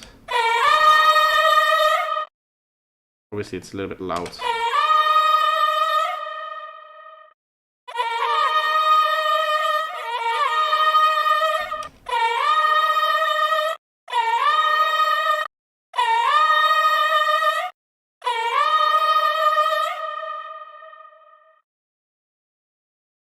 That is pretty cool.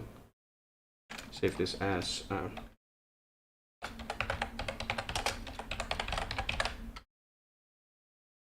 granular reverser. Pretty spicy sound there, as opposed to just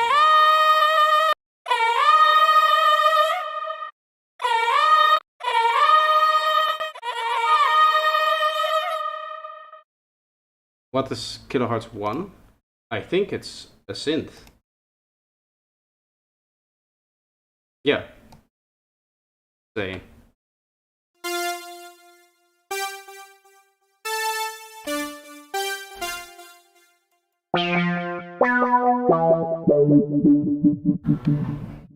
Fairly simple subtractive synthesizer, looks to me.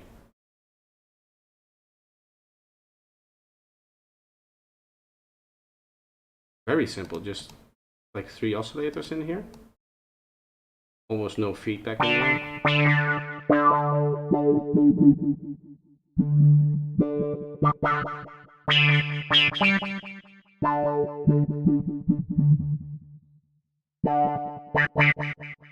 The interface also seems pretty laggy to me. It's almost strange how Faceplant runs better than that little soft synth. Maybe some rendering issues or something.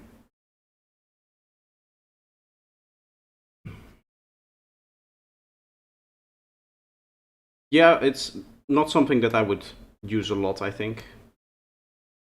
By the way, is there a way for me to set a default UI scale, like something like this, maybe?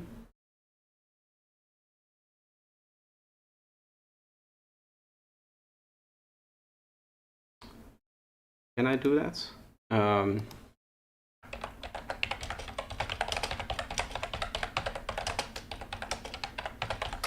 Set default UI scale for Faceplant.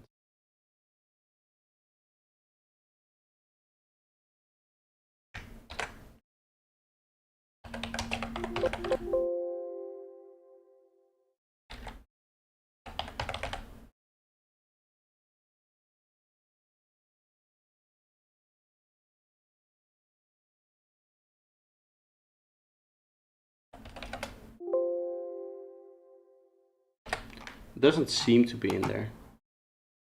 Default.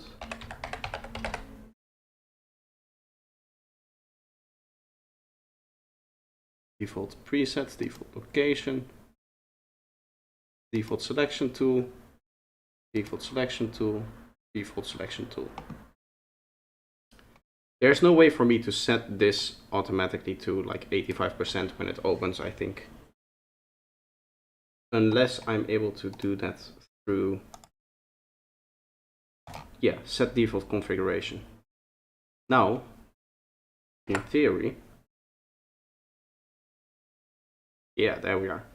It opens up with UI scale to 85, which is nice. It's a little bit thinner and gives me a little bit more vertical space, which I like.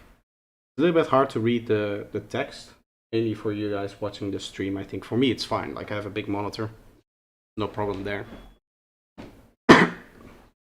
But it might be hard for you guys.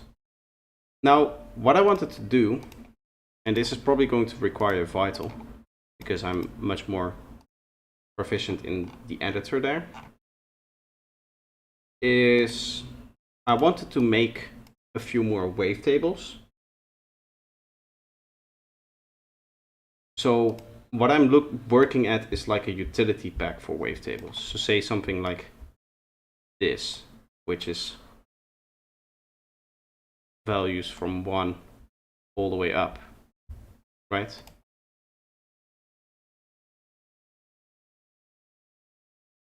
Yeah, this just goes from 0 to 1 all the way up. The use for this, I'll show you where this is useful. Vital doesn't display it properly, but it's okay. We export wave. Let me throw that on where I need that to be.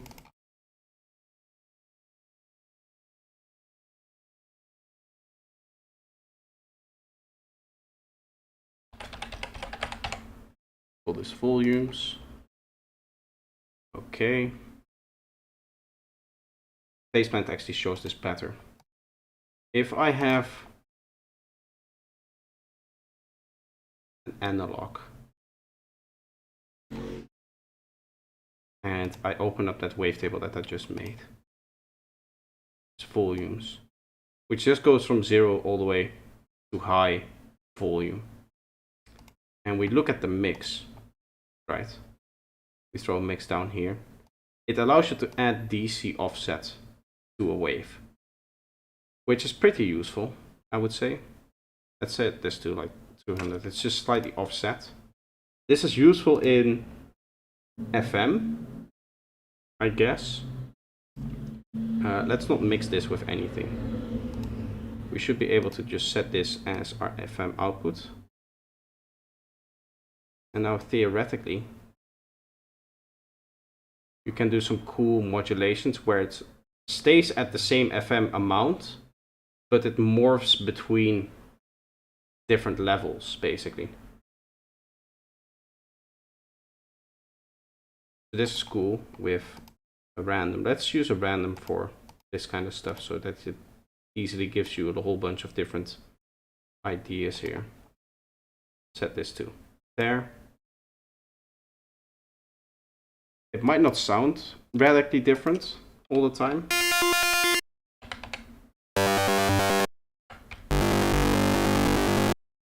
But it is a cool tool. DC offset is always nice to have, just like this. Even if you have some kind of DC, say that you have created a strange wavetable which has some DC.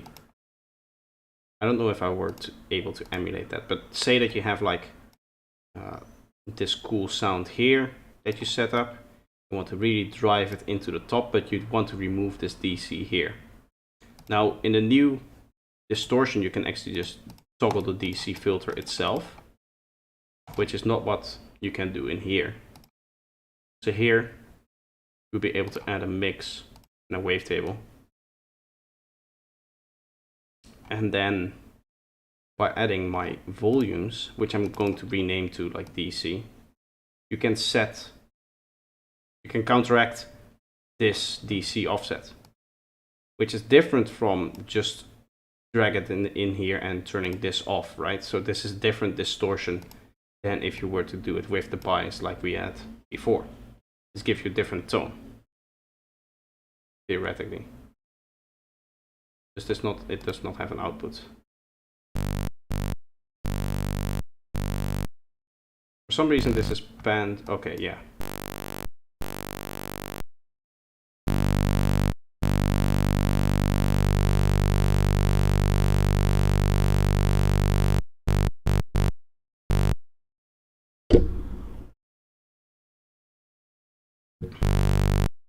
I want to design a pack of wavetables which has a whole bunch of different useful stuff like that. Now let's set a bit more bias. Maybe when you're like summing multiple waveforms together into that.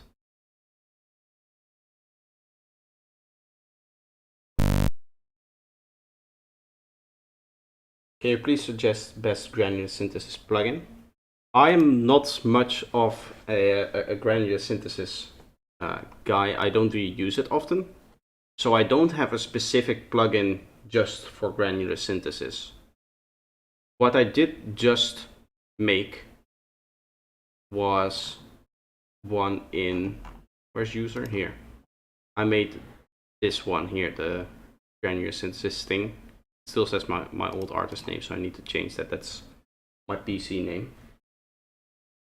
In terms of like good one, I don't really have a good recommendation because, as I said, I don't really use it. What I normally do is say that I want something granular-ish sounding. I'll just go do it with the sampler. Right, so let's get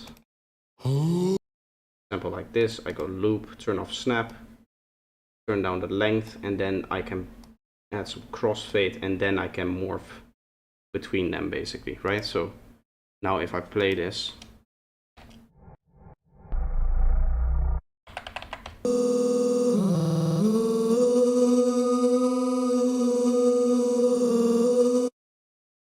this to 0.3 or something.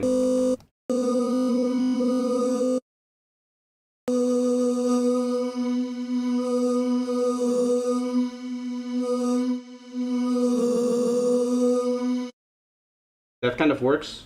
You can probably set up something with multiple of these, like have a few different ones in there and then different starting points. The same thing that I did in Faceplant. But I personally don't use any. Pet Shop is nice. Yeah, if somebody else has a recommendation, then just leave it in the chat. I don't work with granular synthesis. Maybe not enough. I might need to look into that now that I have this preset that I made as well. Let's set this to.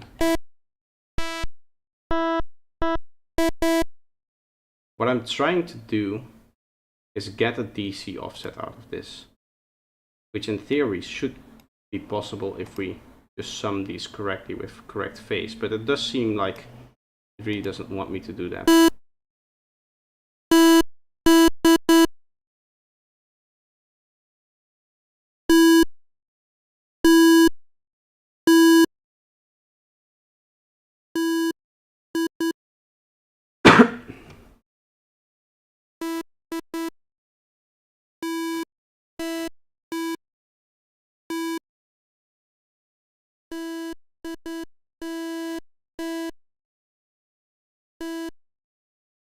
I guess something like this might be neat for pushing it into a distortion more.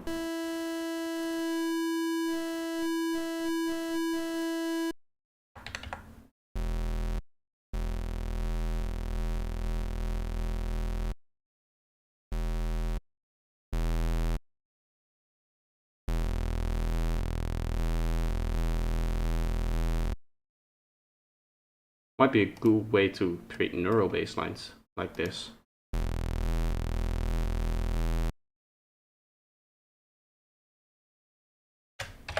Let's try something here.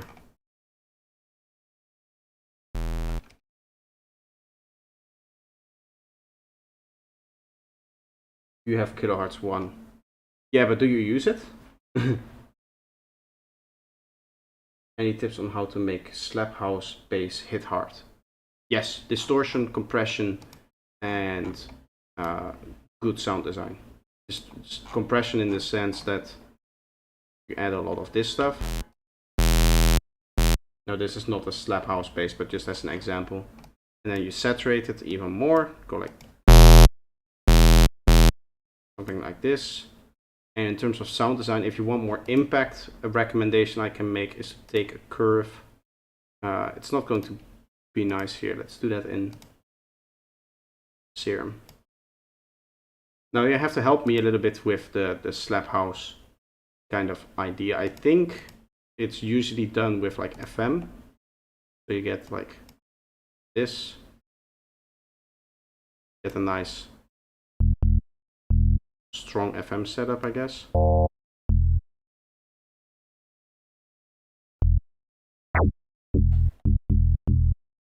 Maybe even on a more complex wavetable.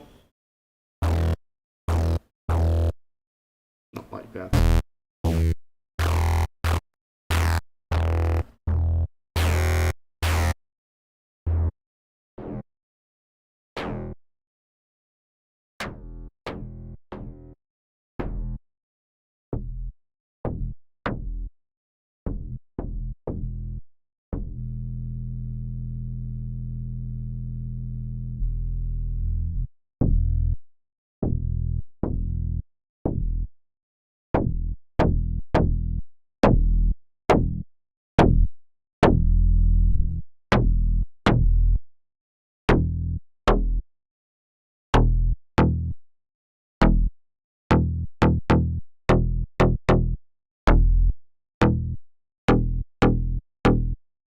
Say that this is your baseline, right?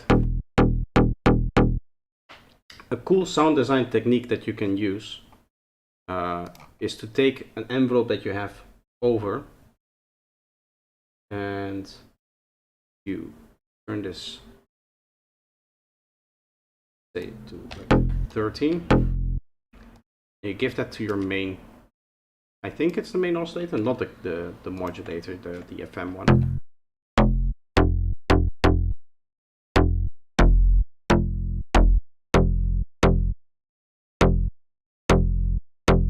Let's zoom in a bit, give it.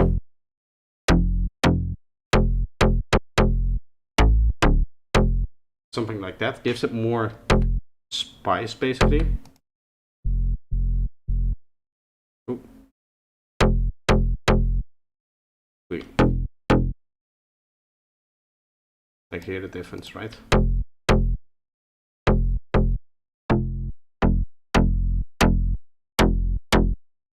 I can set up a macro here.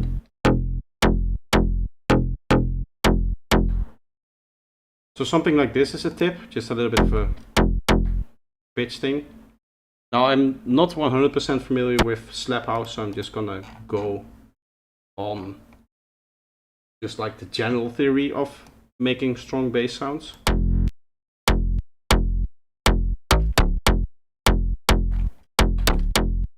Something like that, maybe a bit less high end. It does sound nice, this bass line.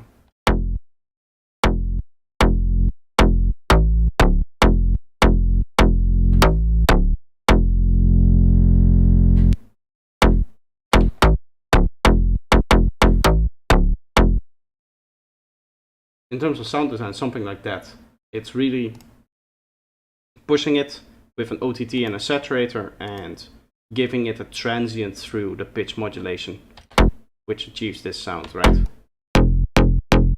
So without it, it sounds kind of weak.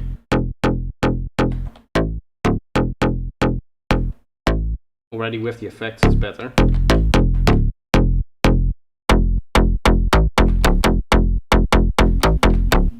But this already sounds way nicer. And then also, if you're doing any type of FM, make sure that your phases are set to 0 and that you play with the phase position.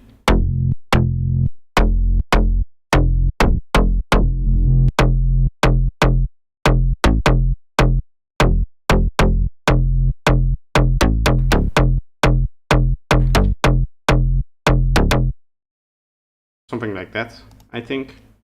Again, I'm not an expert, so I hope this was helpful.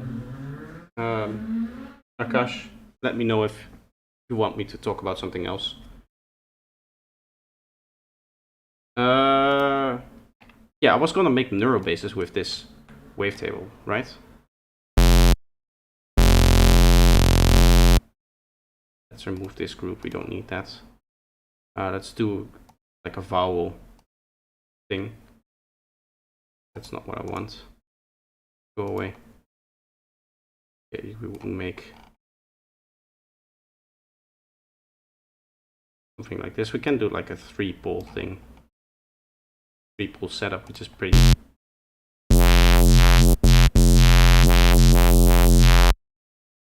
normal. I want to start learning sound design, but I don't know how to start. You just start. That's the main idea. There's not a magic process which is going to like help you from 0 to amazing at sound design. You're gonna fail most of the times, and the longer you do it, the less you're going to fail.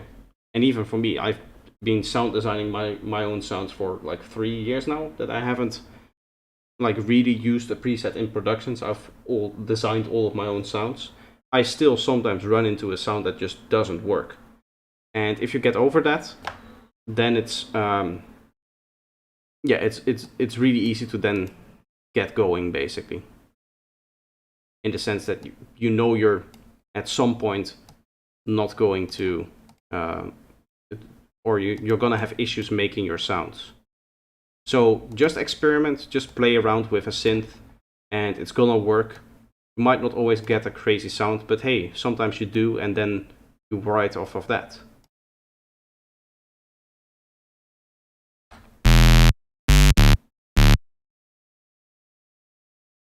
And this interface being so small.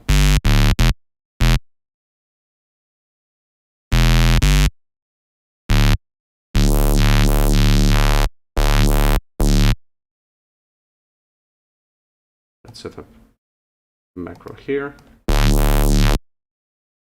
Any course suggestions for sound designing?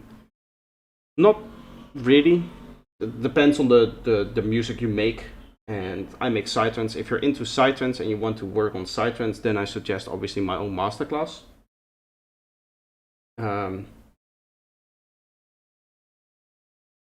Yeah, you don't.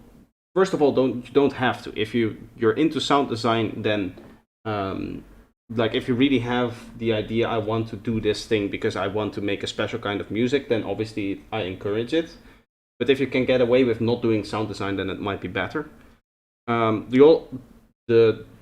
Any courses specifically, I wouldn't say you would need courses. I would go more for YouTube videos, to be honest.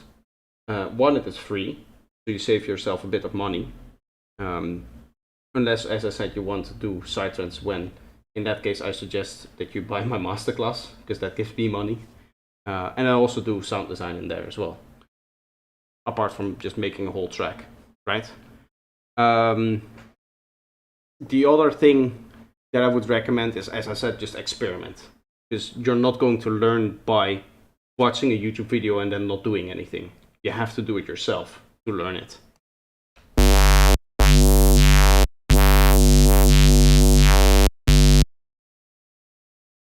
Let's add some distortion to this.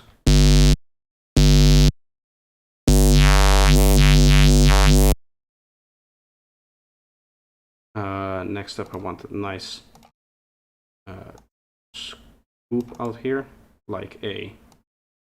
Can I change this type? Yeah, here. Right? Right there.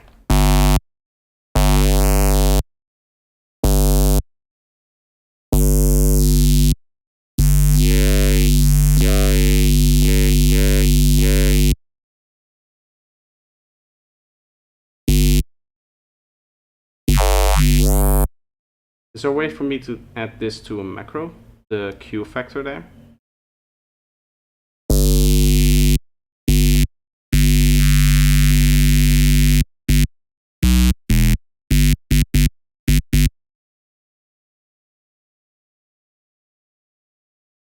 I can assign that to automation slot 1, but then I cannot. That's annoying.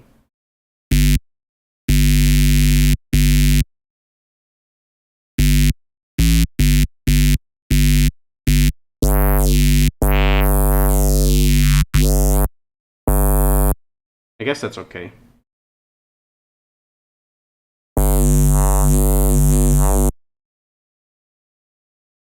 Let's set this offset to a second macro.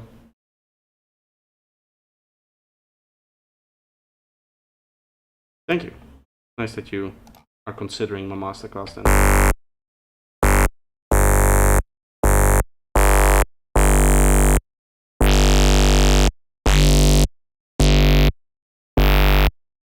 Do these macros now show up in here? Yes.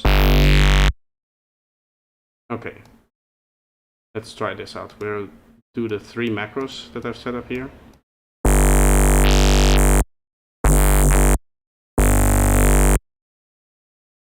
Give it a bit of glide and legato. I have to set one voice there.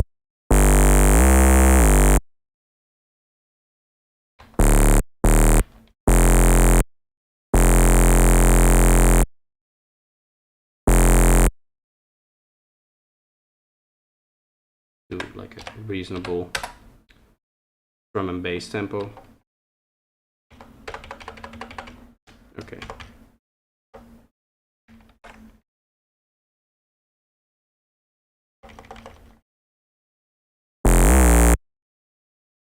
Okay, so that's too fast. I want this to be a 2-bar thing.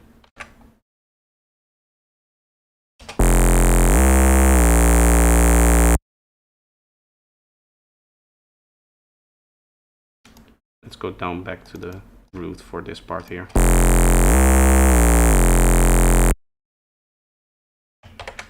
My top 5 music producers. Damn, what a question. Asterix, Outsiders, Eclipse, I would say he's, in terms of like production skills, he's definitely up there. Wow.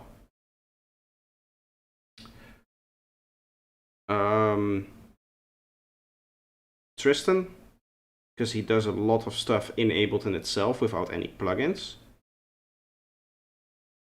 And Infected Mushroom, because they're Infected Mushroom.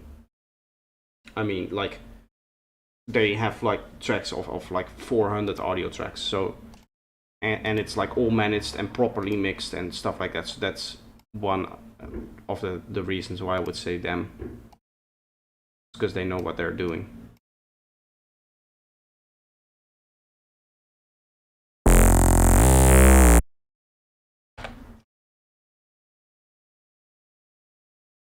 So yeah, that would be my top 5, but it constantly changes. Like I might listen to a song tomorrow and then say, okay, no, wait, actually like that production more. Let's give some movement to this.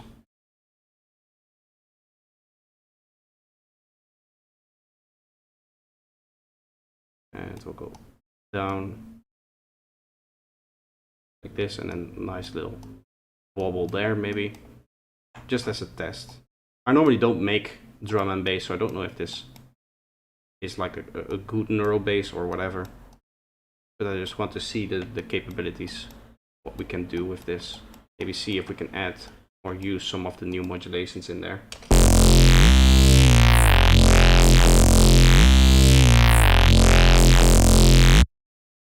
That's pretty cool. I do like that sound.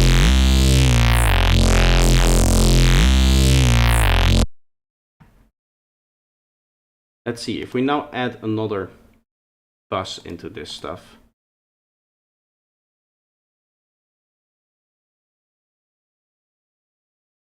But can this synth make Benny Benassi techno music? It probably can.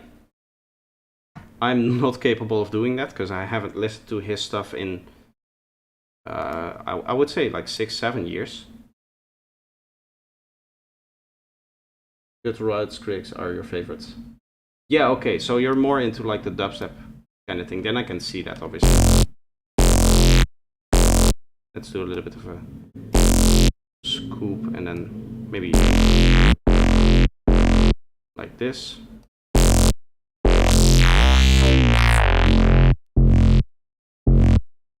We'll use another macro for here, and then we'll try to mix these two macros together into the remap.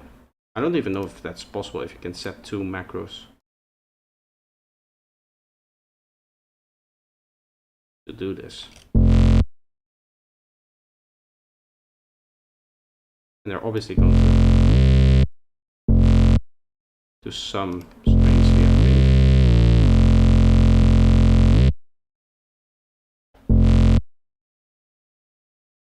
Yeah.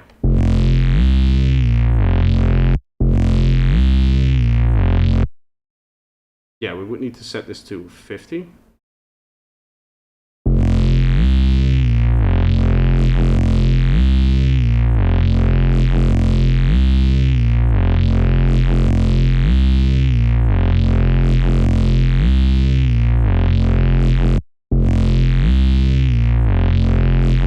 Yeah, this way it always stays in there. So now these two macros through the remap function are actually controlling this third macro.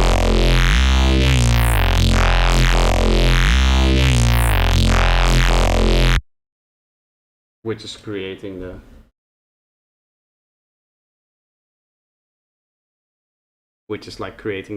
the high-end sound that we have now.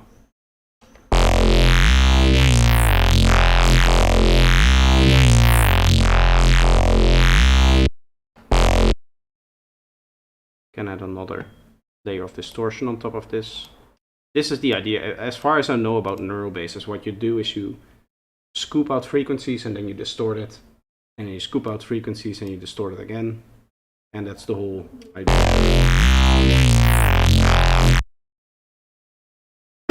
We can do another scoop, get a little bit more extra high-end out, maybe with a non-linear filter.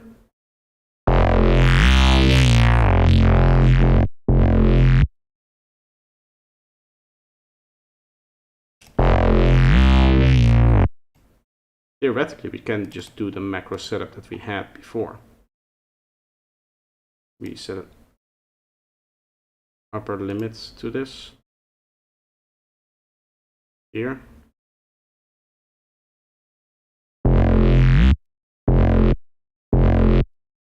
Make sure that it doesn't go over, and then this is gonna be our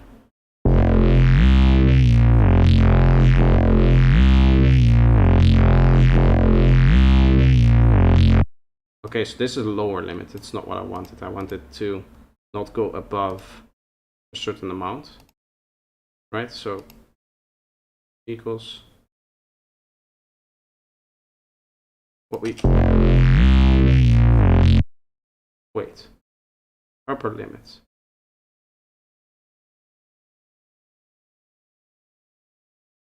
Yeah. Now theoretically we can change the limit depending on the second one.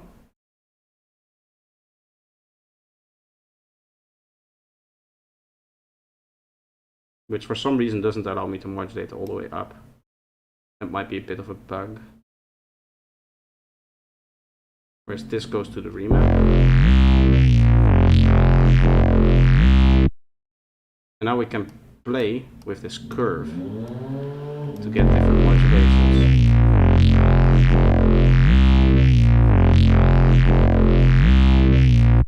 It might always be like I don't want it to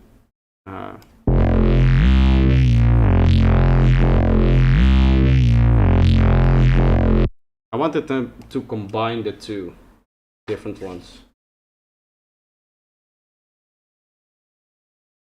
Chanty people. Yeah, I think, haven't they worked with Vici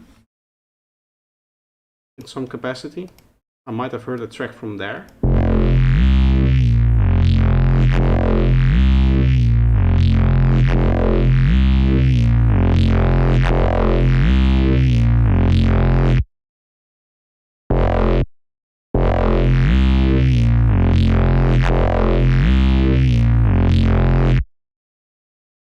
It's pretty cool. I can add some drum and bass stuff to this, just to give it as an idea.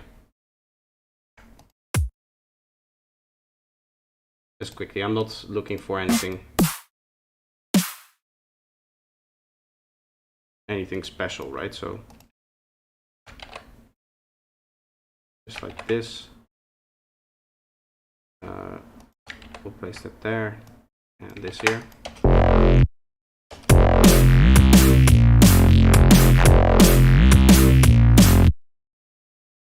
We would obviously want to sidechain this somewhere. Kick plus sidechain trigger, sidechain project. My sidechain.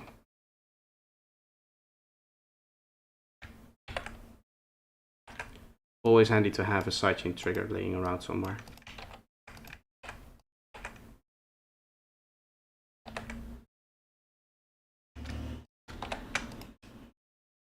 And now we can sidechain to that.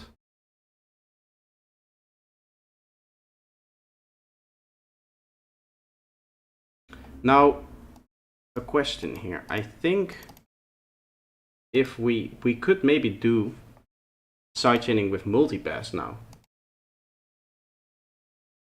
Right? Or snap heap, I should say. Snap heap is probably the best. It doesn't really matter as long as we have some effect host with all of the modulators. We theoretically should only need one of these.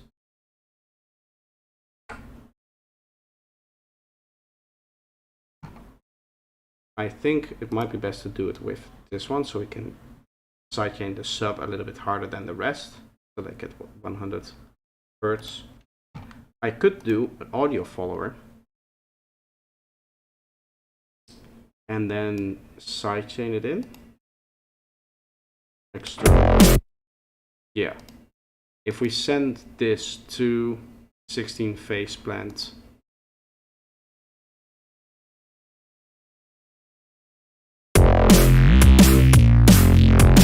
There we have it. Marlos, how are you doing? Where am I from? I am Dutch, but I live in Italy. So yeah.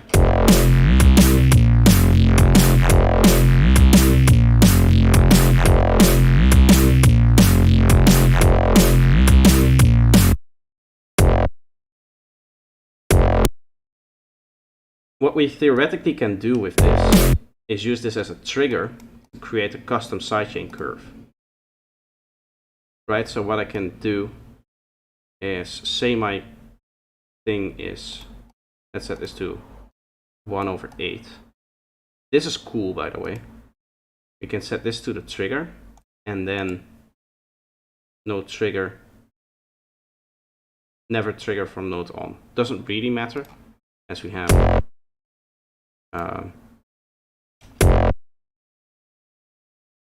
what I want to say, we don't have any MIDI input anyway.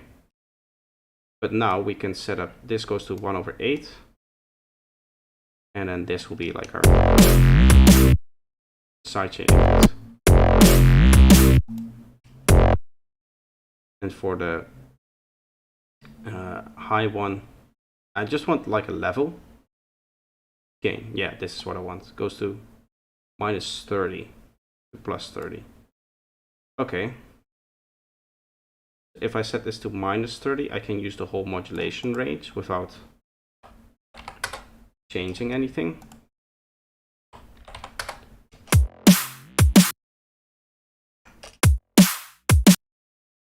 Theoretically now I can set this to the plus gain for both of them.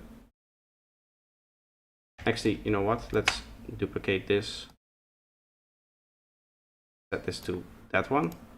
And now we can create a different like sidechaining curve for our mid-range.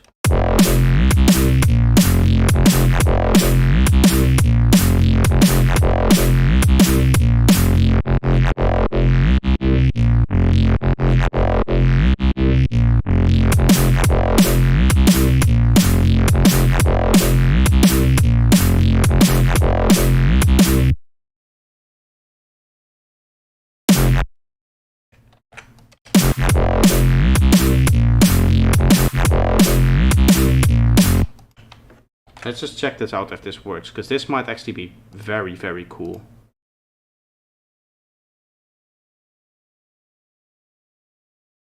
Let's just...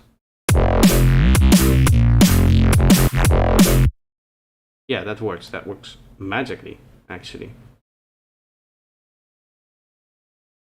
We can see our sub coming in later.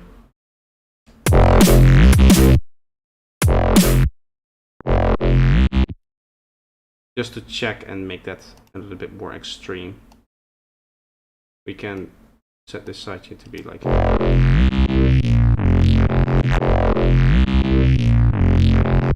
Just getting out of the way of the transient.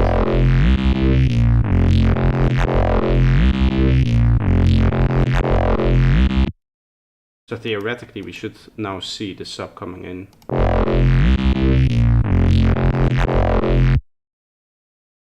Like this, yeah.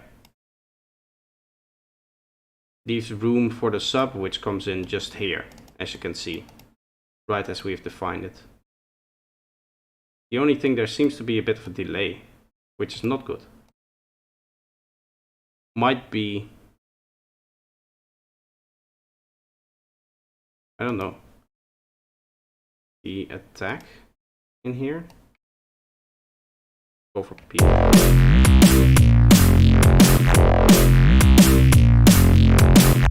If this has that delay, then that sucks. Then this makes it practically unusable.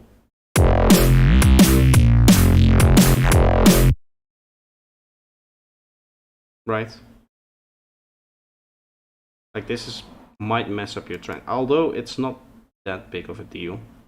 What we could do is -3 it.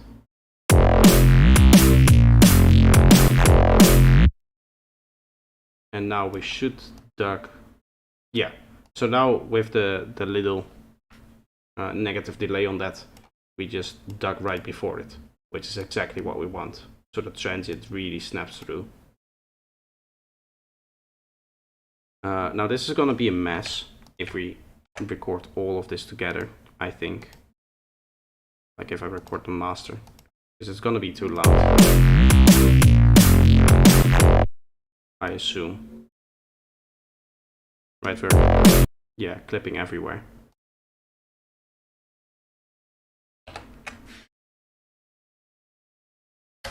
At 4 decibels even, that's wild. I assume it's the snare that is kind of like clipping.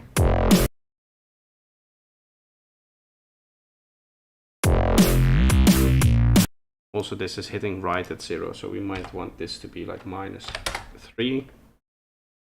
We want our snare to be 2 down. And we want our sidechain to be a bit stronger. So it's definitely too tight now.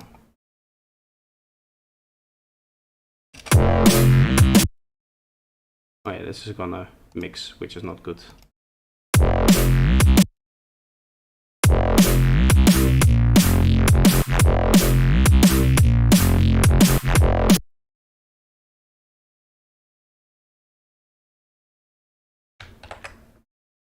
How much are we clipping now then? That's coming just from the bass. That's strange. It's clipping.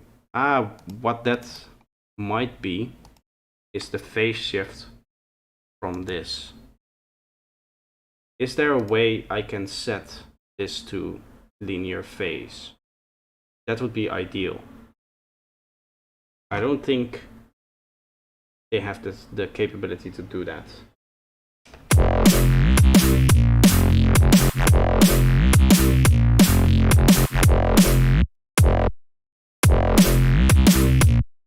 Maybe if I set it after that. Going to double up on this saturator. This was at like 6 or something. And I will just have one that does the clipping.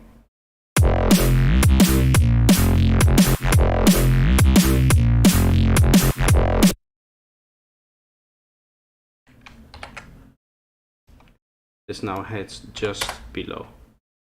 So that's good. That's kind of what we wanted. In terms of stream, I didn't really have a plan for any length. I was just kind of messing around with all of the new faceplant kilohertz kind of stuff. But I think this is gonna be it for today. What I want to do is I want to write a video on all of this stuff, some crazy things that you can do with the new kilohertz faceplant 2, but also the snap heap stuff maybe, as well as so in snap heap kind of what we did right, or in multipass kind of what we did right here with combining modulations and then summing them together and like modifying them in crazy ways. I think I'm going to feature this. I'm going to feature this sidechain setup because it is pretty cool, even though it's not perfect. Yeah, I don't see a way that we can turn this into a how would I say that? Into a linear phase filter. I'm going to feature some of the new features of faceplant themselves. Let me just quickly go through. I'm going to definitely feature this granular synthesizer that we made, which technically didn't even need the features, but they helped a lot with discovering them. And then I don't really have anything else. I might find some other things off stream. But I am going to quit for today, as I said, to write that video. So I have a little bit more time than usual to write the video for, not next week. The video for next week is already prepared as well as uploaded. If you want access to that video now, then you can actually go to my Patreon and support me there. Then I'm from now on going to do that. All videos get early access on Patreon. But yeah, this is going to be it for the stream. That's everything I have to say basically. So I might stream again tomorrow. I'll have to see. I might have to do something as well.